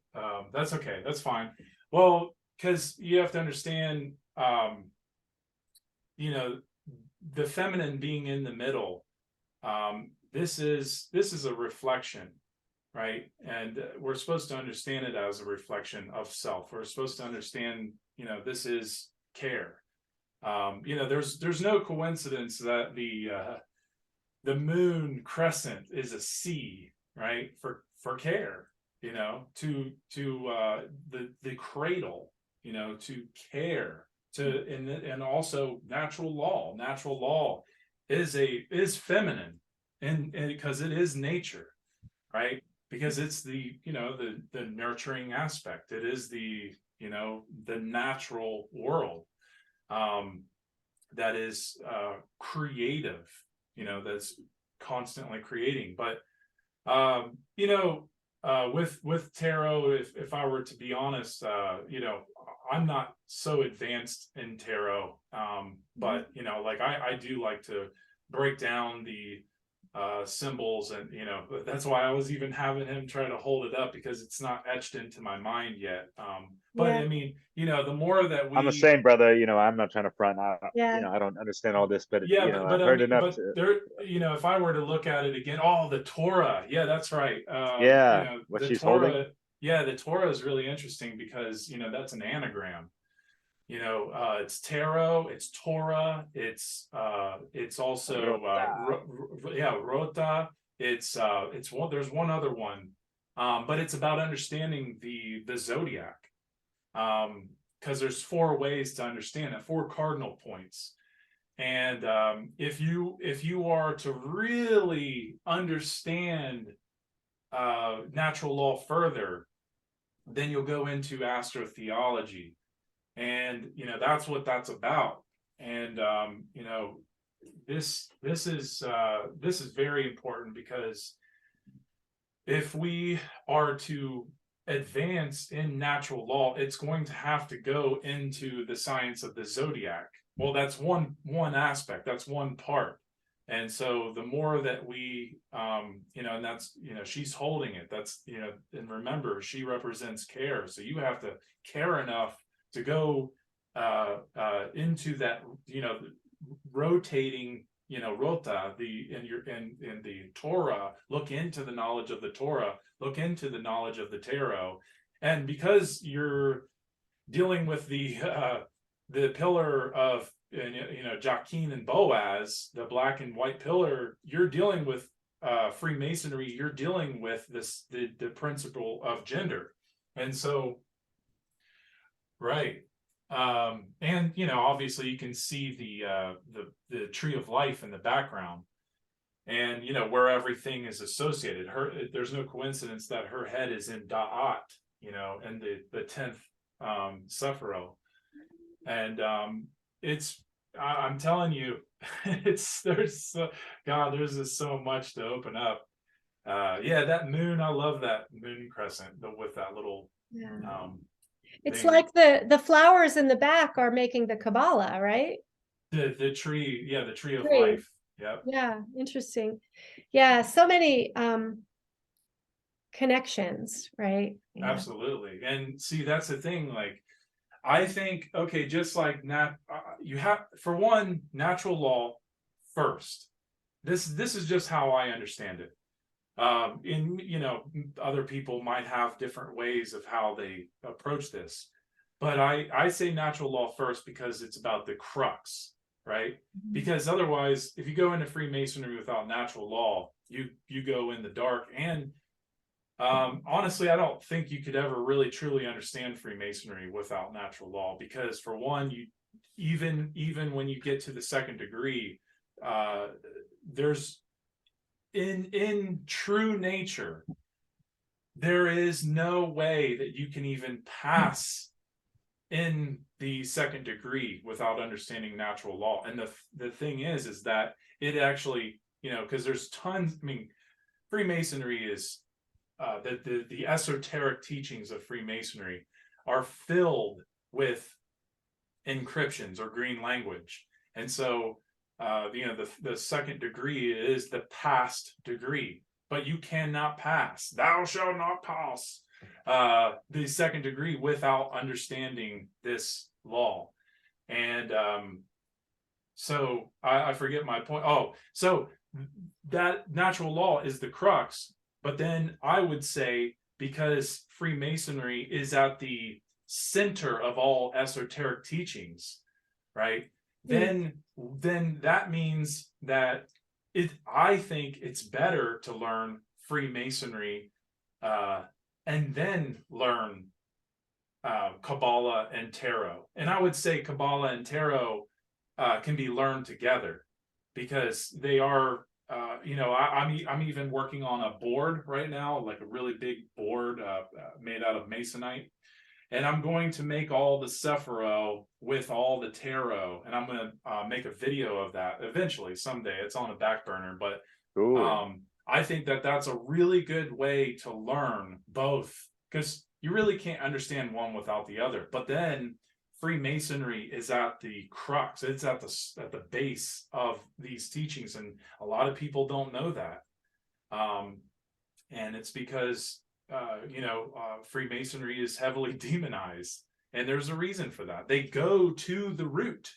The dominators go to the root. They're trying to suppress the knowledge of natural law and Freemasonry, because they don't want anybody to know these things, because these are what make an unfit slave. Yeah, right? that's their modus operandi. And Yeah. I'm gonna post some links in the description, but just while I have you on right now, anything off the top of your head that would be a great resource or reference to look into that really talks about the pure mystery teachings of Freemasonry, for example? Well, yeah, I mean, anything to do with Manly P. Hall. I'm sure you Yeah. guys are But familiar with. but a caveat on him, because I even saw things on Facebook like someone dismissing his teachings, a man I hold near and dear to, and same with Brandon Spencer. But like, yeah, apparently he was an honorary inductee to like 33rd degree masonry or whatever. It just sounds like gossip, even if that's true, whatever. But at the same time, it's like, it's not like he was ensconced in that or whatever. But at the same time, it's like it seems like they're trying to demonize him Oh and yeah, Freemasonry at the same time. yeah, absolutely. I mean, anybody who has come out of the lodge, or the actual uh, physical lodges, and taught Freemasonry is heavily demonized, because a lot of Mason, well, all lodge Masons are under oath, and so because of this, they can only say so much when they're under oath. And man, the Masons I've been listening to, and I really try to listen openly all the time to anyone I can who is talking about Freemasonry, who came from the lodge. And you can learn a lot of very powerful exoteric knowledge from these Like individuals. Randall Carlson, for example, someone like him. Who? Randall Carlson, I believe. Carlson. Does that ring a bell? Is he from the Rubicon Lodge? I'm not sure. I got no idea, but yeah. Well, yeah, probably. I mean, But his but name's look kind of at popular. Manly P. Hall. Manly P. Hall came out and he taught, and he did not care. I mean, I don't know his full story, but I just know that man is heavily advanced in this occult, all the mystery traditions. You can learn so much from that man. I mean, he has made enough knowledge where you could just learn just from him, and still you could study one of his lectures for 5 years and still keep learning. It's just that much knowledge, and I have a high appreciation for that man. I mean, he was he really deserved the 33rd degree. Most Masons don't deserve the 33rd degree, because they're still frozen. They're still heavily frozen. They're frozen in authority, man's authority. But anyway, the other people that I would recommend are Albert Mackey, who did an incredible job on the encyclopedia of Freemasonry. He did 2 volumes. Well, he did all the letters, and I mean, I learned so much from that guy. You just can't stop learning from these men. But I mean, that's his great work. And one of the most powerful books that I have of Manly P. Hall, other than the book that most people know, which is The Secret Teachings of All Ages, but there's the other one called The Lost Keys of Freemasonry. I highly recommend that book, and I highly recommend what's the other one? There's something, I think it's called The Sacred Flame, but I could be wrong. That's his first book. I think I'm saying it wrong, but it's something to do with the flame, the sacred flame. It's really, I mean, it's just incredible that man was already producing work in such an early age. But then Yeah, you man. have, I almost consider you like, and I was thinking about this earlier before our chat, kind of like, how am I gonna introduce this guy and this and that, like, even though, like, we haven't really been acquainted all that much. We did like a round table once or twice, and that was cool. But yeah, just reflecting on some of the people that are really just like devoting their lives and their free time to things like, and like, I feel the same way about Brandon Spencer, I keep bringing him up. Why? Because I'm like in it. It's like, you guys have the potential to be the next Manly P. Halls. You know what I mean? That's all I'm gonna say. well, I appreciate that. Yeah. I definitely don't.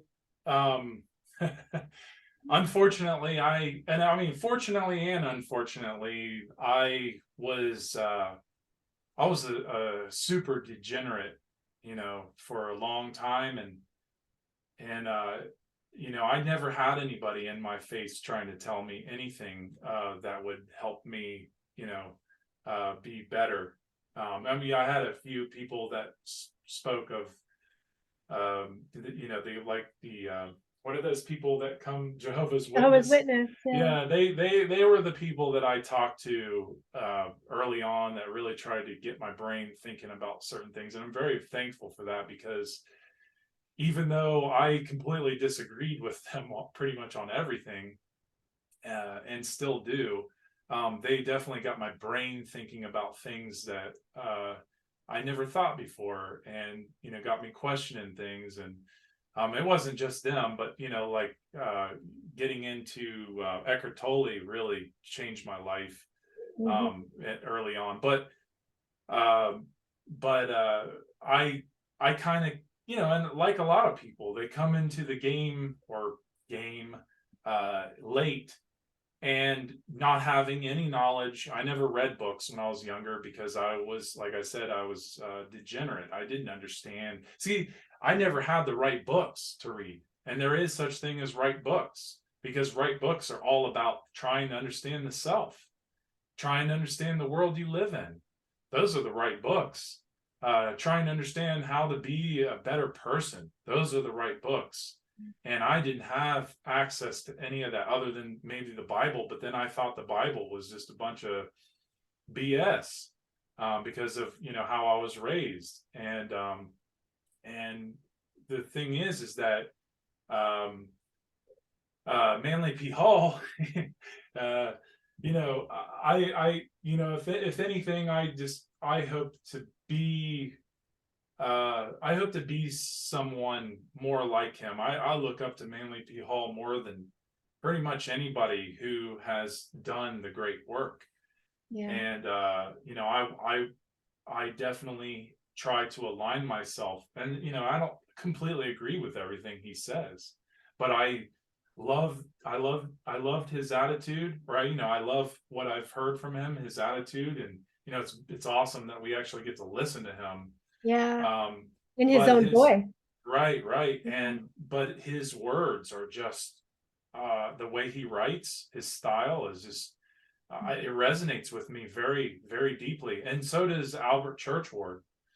Albert Churchward is, one of the greatest Masons that's ever lived, and Freemasons that's ever lived. And he made 7 amazing books that, when anybody who's getting really serious into Freemasonry, definitely look into his work. Yeah. And there's Charles Leadbeater, and there's I'm trying to think. There's something Brown. I can't remember his name. You know I what you hate might it, do is, but if you think of other people, text them to us and we'll put them on the underneath the show. for sure, Yeah. absolutely. I had a question about, well, I just wonder because it seems that the Freemasons are men, right? And I'm wondering, well, why is that? Why are women not in the lodges? And what's the significance of that? That sounds Well, sexist, man. No. well, I hear this is just my own interpretation or my own way of seeing it. It's not something I fully have looked into, but there is such thing as the Rainbow Tribe, which is a very low level Masonic lodge for women, and typically older women. The stars, the Eastern Stars. Oh yeah, the Eastern Yeah. Stars, and these, these are really kind of like the Shriners. Mm. The Shriners are basically they're an exoteric Masonic lodge.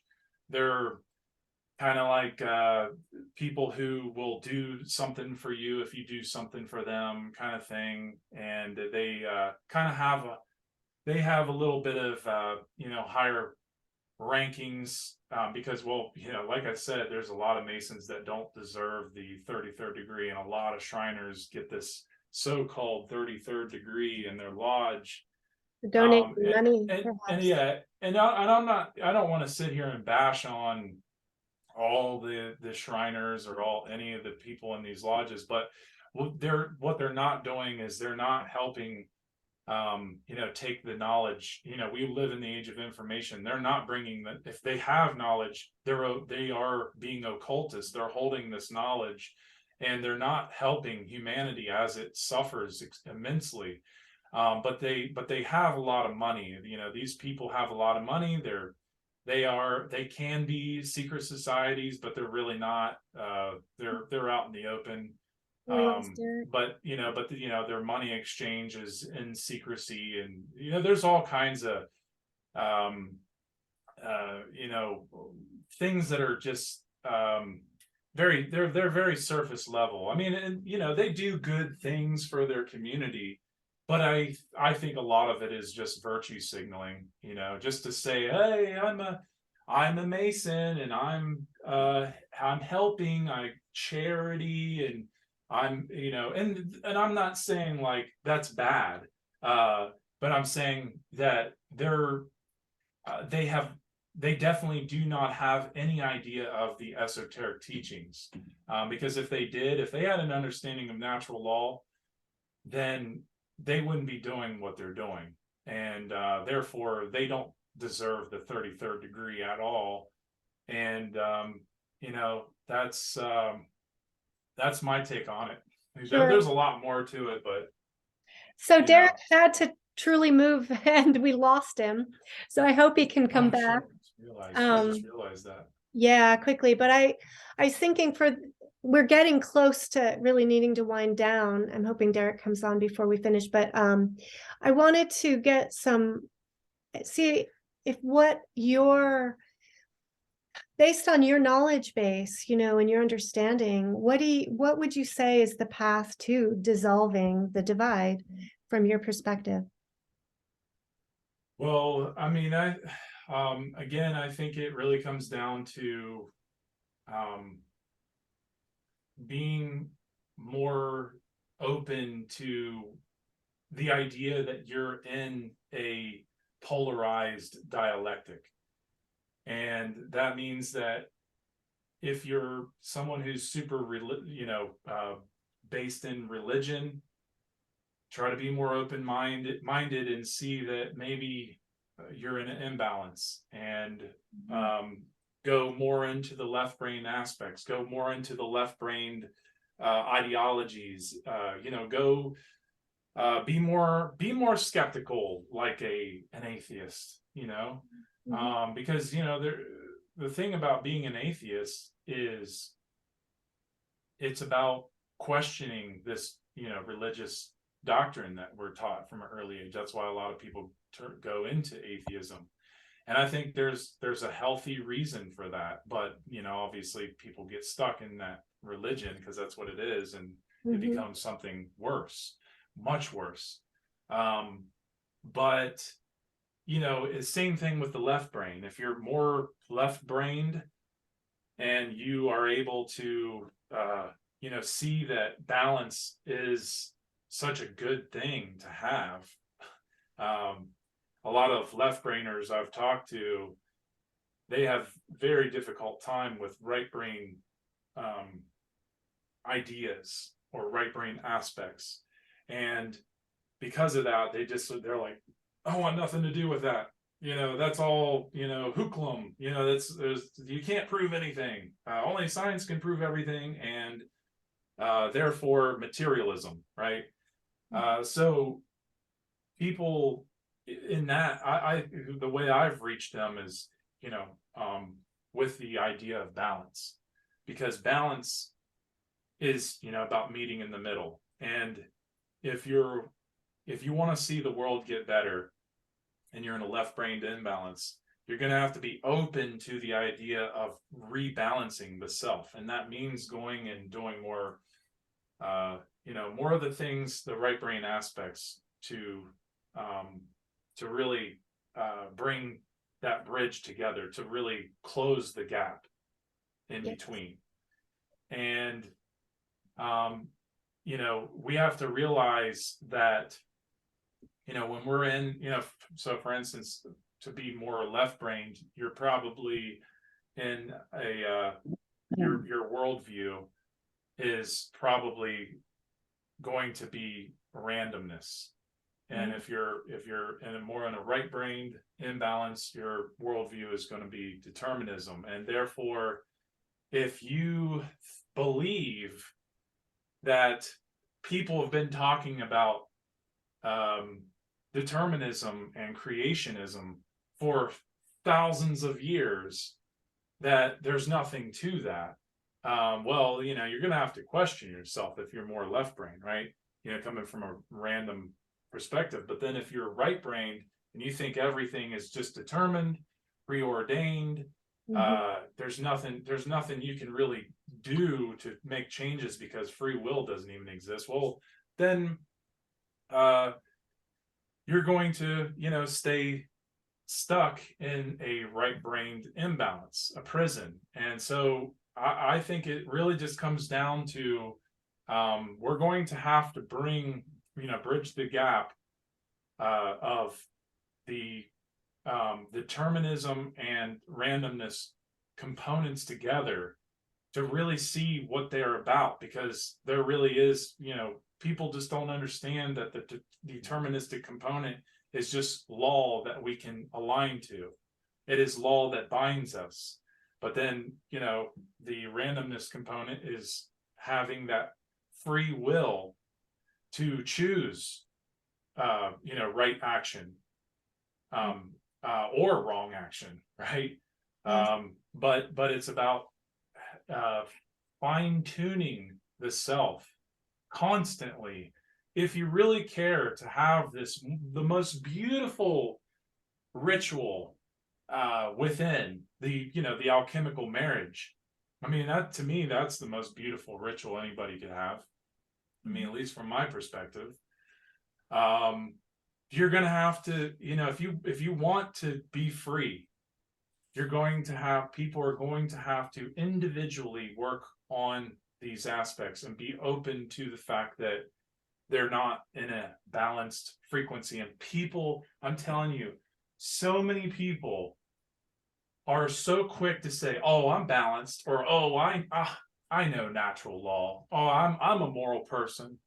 It's like, okay, well, you're pretty, yeah, they're pretty confident, pretty cocky about it too. And I would say even more so disrespectful by saying those things like that. But it's like, all right, well, then if you got it all figured out, how come you're not teaching anybody? How come you're not, bringing it out in the open and helping other people? Yeah, it's like not even lip service. It's like lip disservice almost. You know? Right, exactly. So there's qualities of being open-minded, being Yeah. flexible, right? And Yeah, willing right. to consider other points of view, other perspectives, to be willing to go to the other side of the continuum on polarity, to be curious, to care, and to care about truth, to believe there is truth, right? To know there is something, there's a destination, there's a point. And that we do seek, you know, a balance, and not just a ping pong game between one side and the other, but an actual integration. It's Right. I mean, you simplified it so well. That's exactly it. And you know, that is what it's about. It really is that simple, but the work is not that simple, right? Easier said Because than done. yeah, exactly. Always. yeah. 100%. So I think we're at a good point for completion here today, and really fascinating. I so appreciate your point of view, your knowledge that you're sharing. Oh, look at the lights where Derek is. I'm in Sin City. It's been shitty, but you know, Oh, having Derek, conversations like this really holds it down and keeps things, you know, yeah. grounded and all that Well, stuff. you're I'm sorry for the cutouts and distractions and everything. well, Everybody, you're bringing good energy to that city. yeah, Yeah. right. Yeah, You that's know? what me and Brandon are doing. We've been doing that for the past, you know, 36 hours or whatever. So yeah, it's been. Yeah, Look that's at the awesome. violet, the red and blue combined into the violet color behind him. Isn't that Yeah. Boom. appropriate? Yeah, the purple. So Yeah, How we perfect. dissolve. high frequency right there. Yeah. Yeah. Oh, any final words, Derek?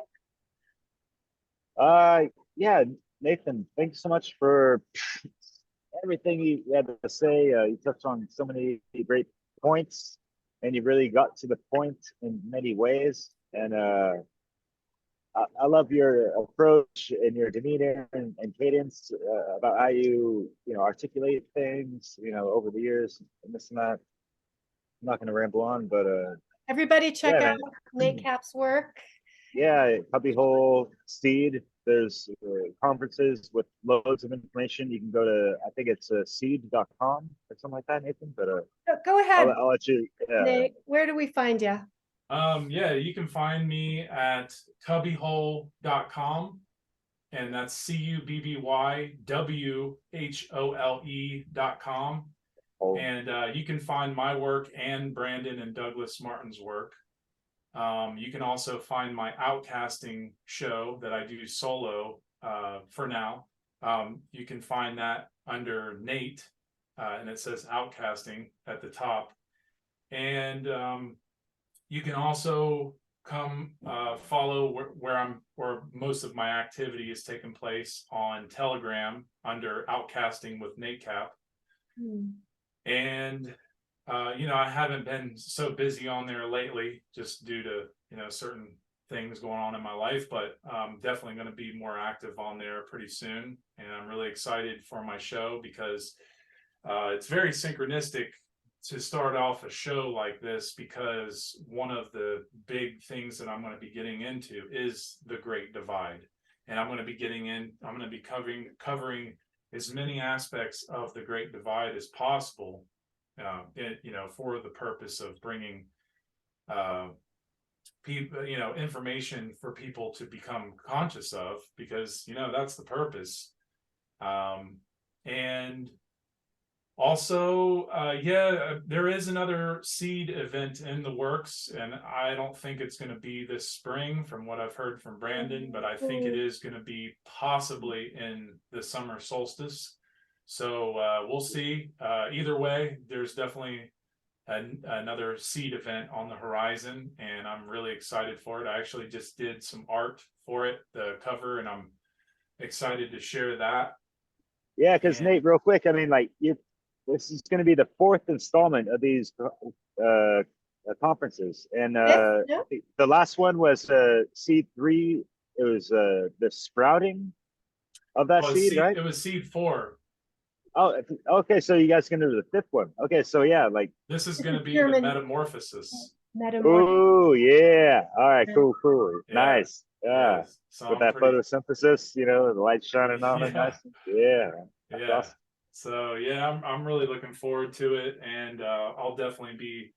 Last time I did the conference, I was not in the best. I was in a I was spiritually in a good place, but not in a good place in where I was living, and just a lot of things were not quite correct, and things didn't work out so well in the last seed conference. Even though it was an awesome conference, I was not all there, unfortunately, and it was but it was just because a lot of things just were going on in my life, and at that time. But this time I feel like I'm going to be a lot more prepared. um, you know just getting on and doing these shows, for anyone out there who has trouble being doing live events or giving presentations. I fought through that my whole life, and I still am.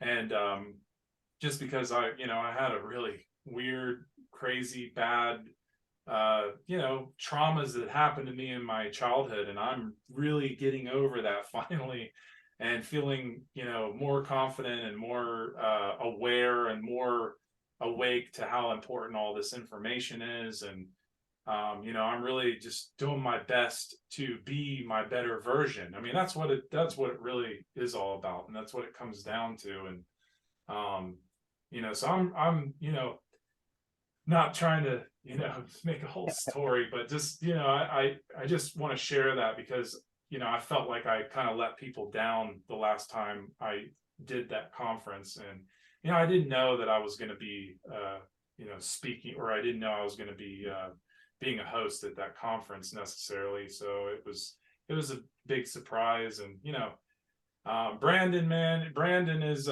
he's a great worker. I mean, he has done some huge things, and I'm very thankful to that he is my family, my direct family, but also Way beyond Skatopia, man. yeah, he's right, and he's a great friend, and he's a tremendous worker in this fight against evil and for freedom. So Hey, I'm he's really building stoked something for beautiful this. right now at his new place. Yeah. Yeah, We're all doing a little part of that great work. right, So right, absolutely, yeah, yeah. So I just I want to give credit where it's due, but also I like to from time to time just kind of reflect on some things that I have done, and I never really have had opportunities to speak live about certain things. And I just try to choose when is the right time to say it. So, but I really appreciate you guys having me on this show. I think what you're doing is very commendable, and I think that again, the dividing the or dissolving dissolving the divide is the ultimate goal for freedom. And I think you guys are really on something here, and I can't wait to see what else who else you bring onto the table, and to see what else gets brought up. I can't wait to see how things are going to unfold, because I know that it can get very tricky in this bringing up this divide, and if people aren't ready for it, it can be very very hard pills to swallow for a lot of people. And so for you to really make your this show all about that, I just think it's awesome. It's really awesome. Thank you. Thanks a Yeah, lot. Nathan, thank you so much for bringing such a beautiful version of yourself to this table and everything. Your authenticity, I appreciate that. Yeah, I didn't notice what you meant in regards to your last presentation on the seed conference, but you know, I hear what you're saying and feel that at the same time, and just We're you you, know, yeah, we're recognize usually our own another worst soul. critics. Yeah, just trying to do better, do right, and refine all that. You know, it's just that daily operation. I think it's a great role modeling, really, of stepping and doing the work and having the courage to, it's scary. There's a certain level of like trepidation to go out and do videos and presentations and roundtables and all of this, right? And I think that's another thing really for us all to keep in mind during all of these dialogues is that, we none of us are going to be perfectly correct all the time about everything or perfectly articulate or so there's we're all human, right? And so there's a compassion and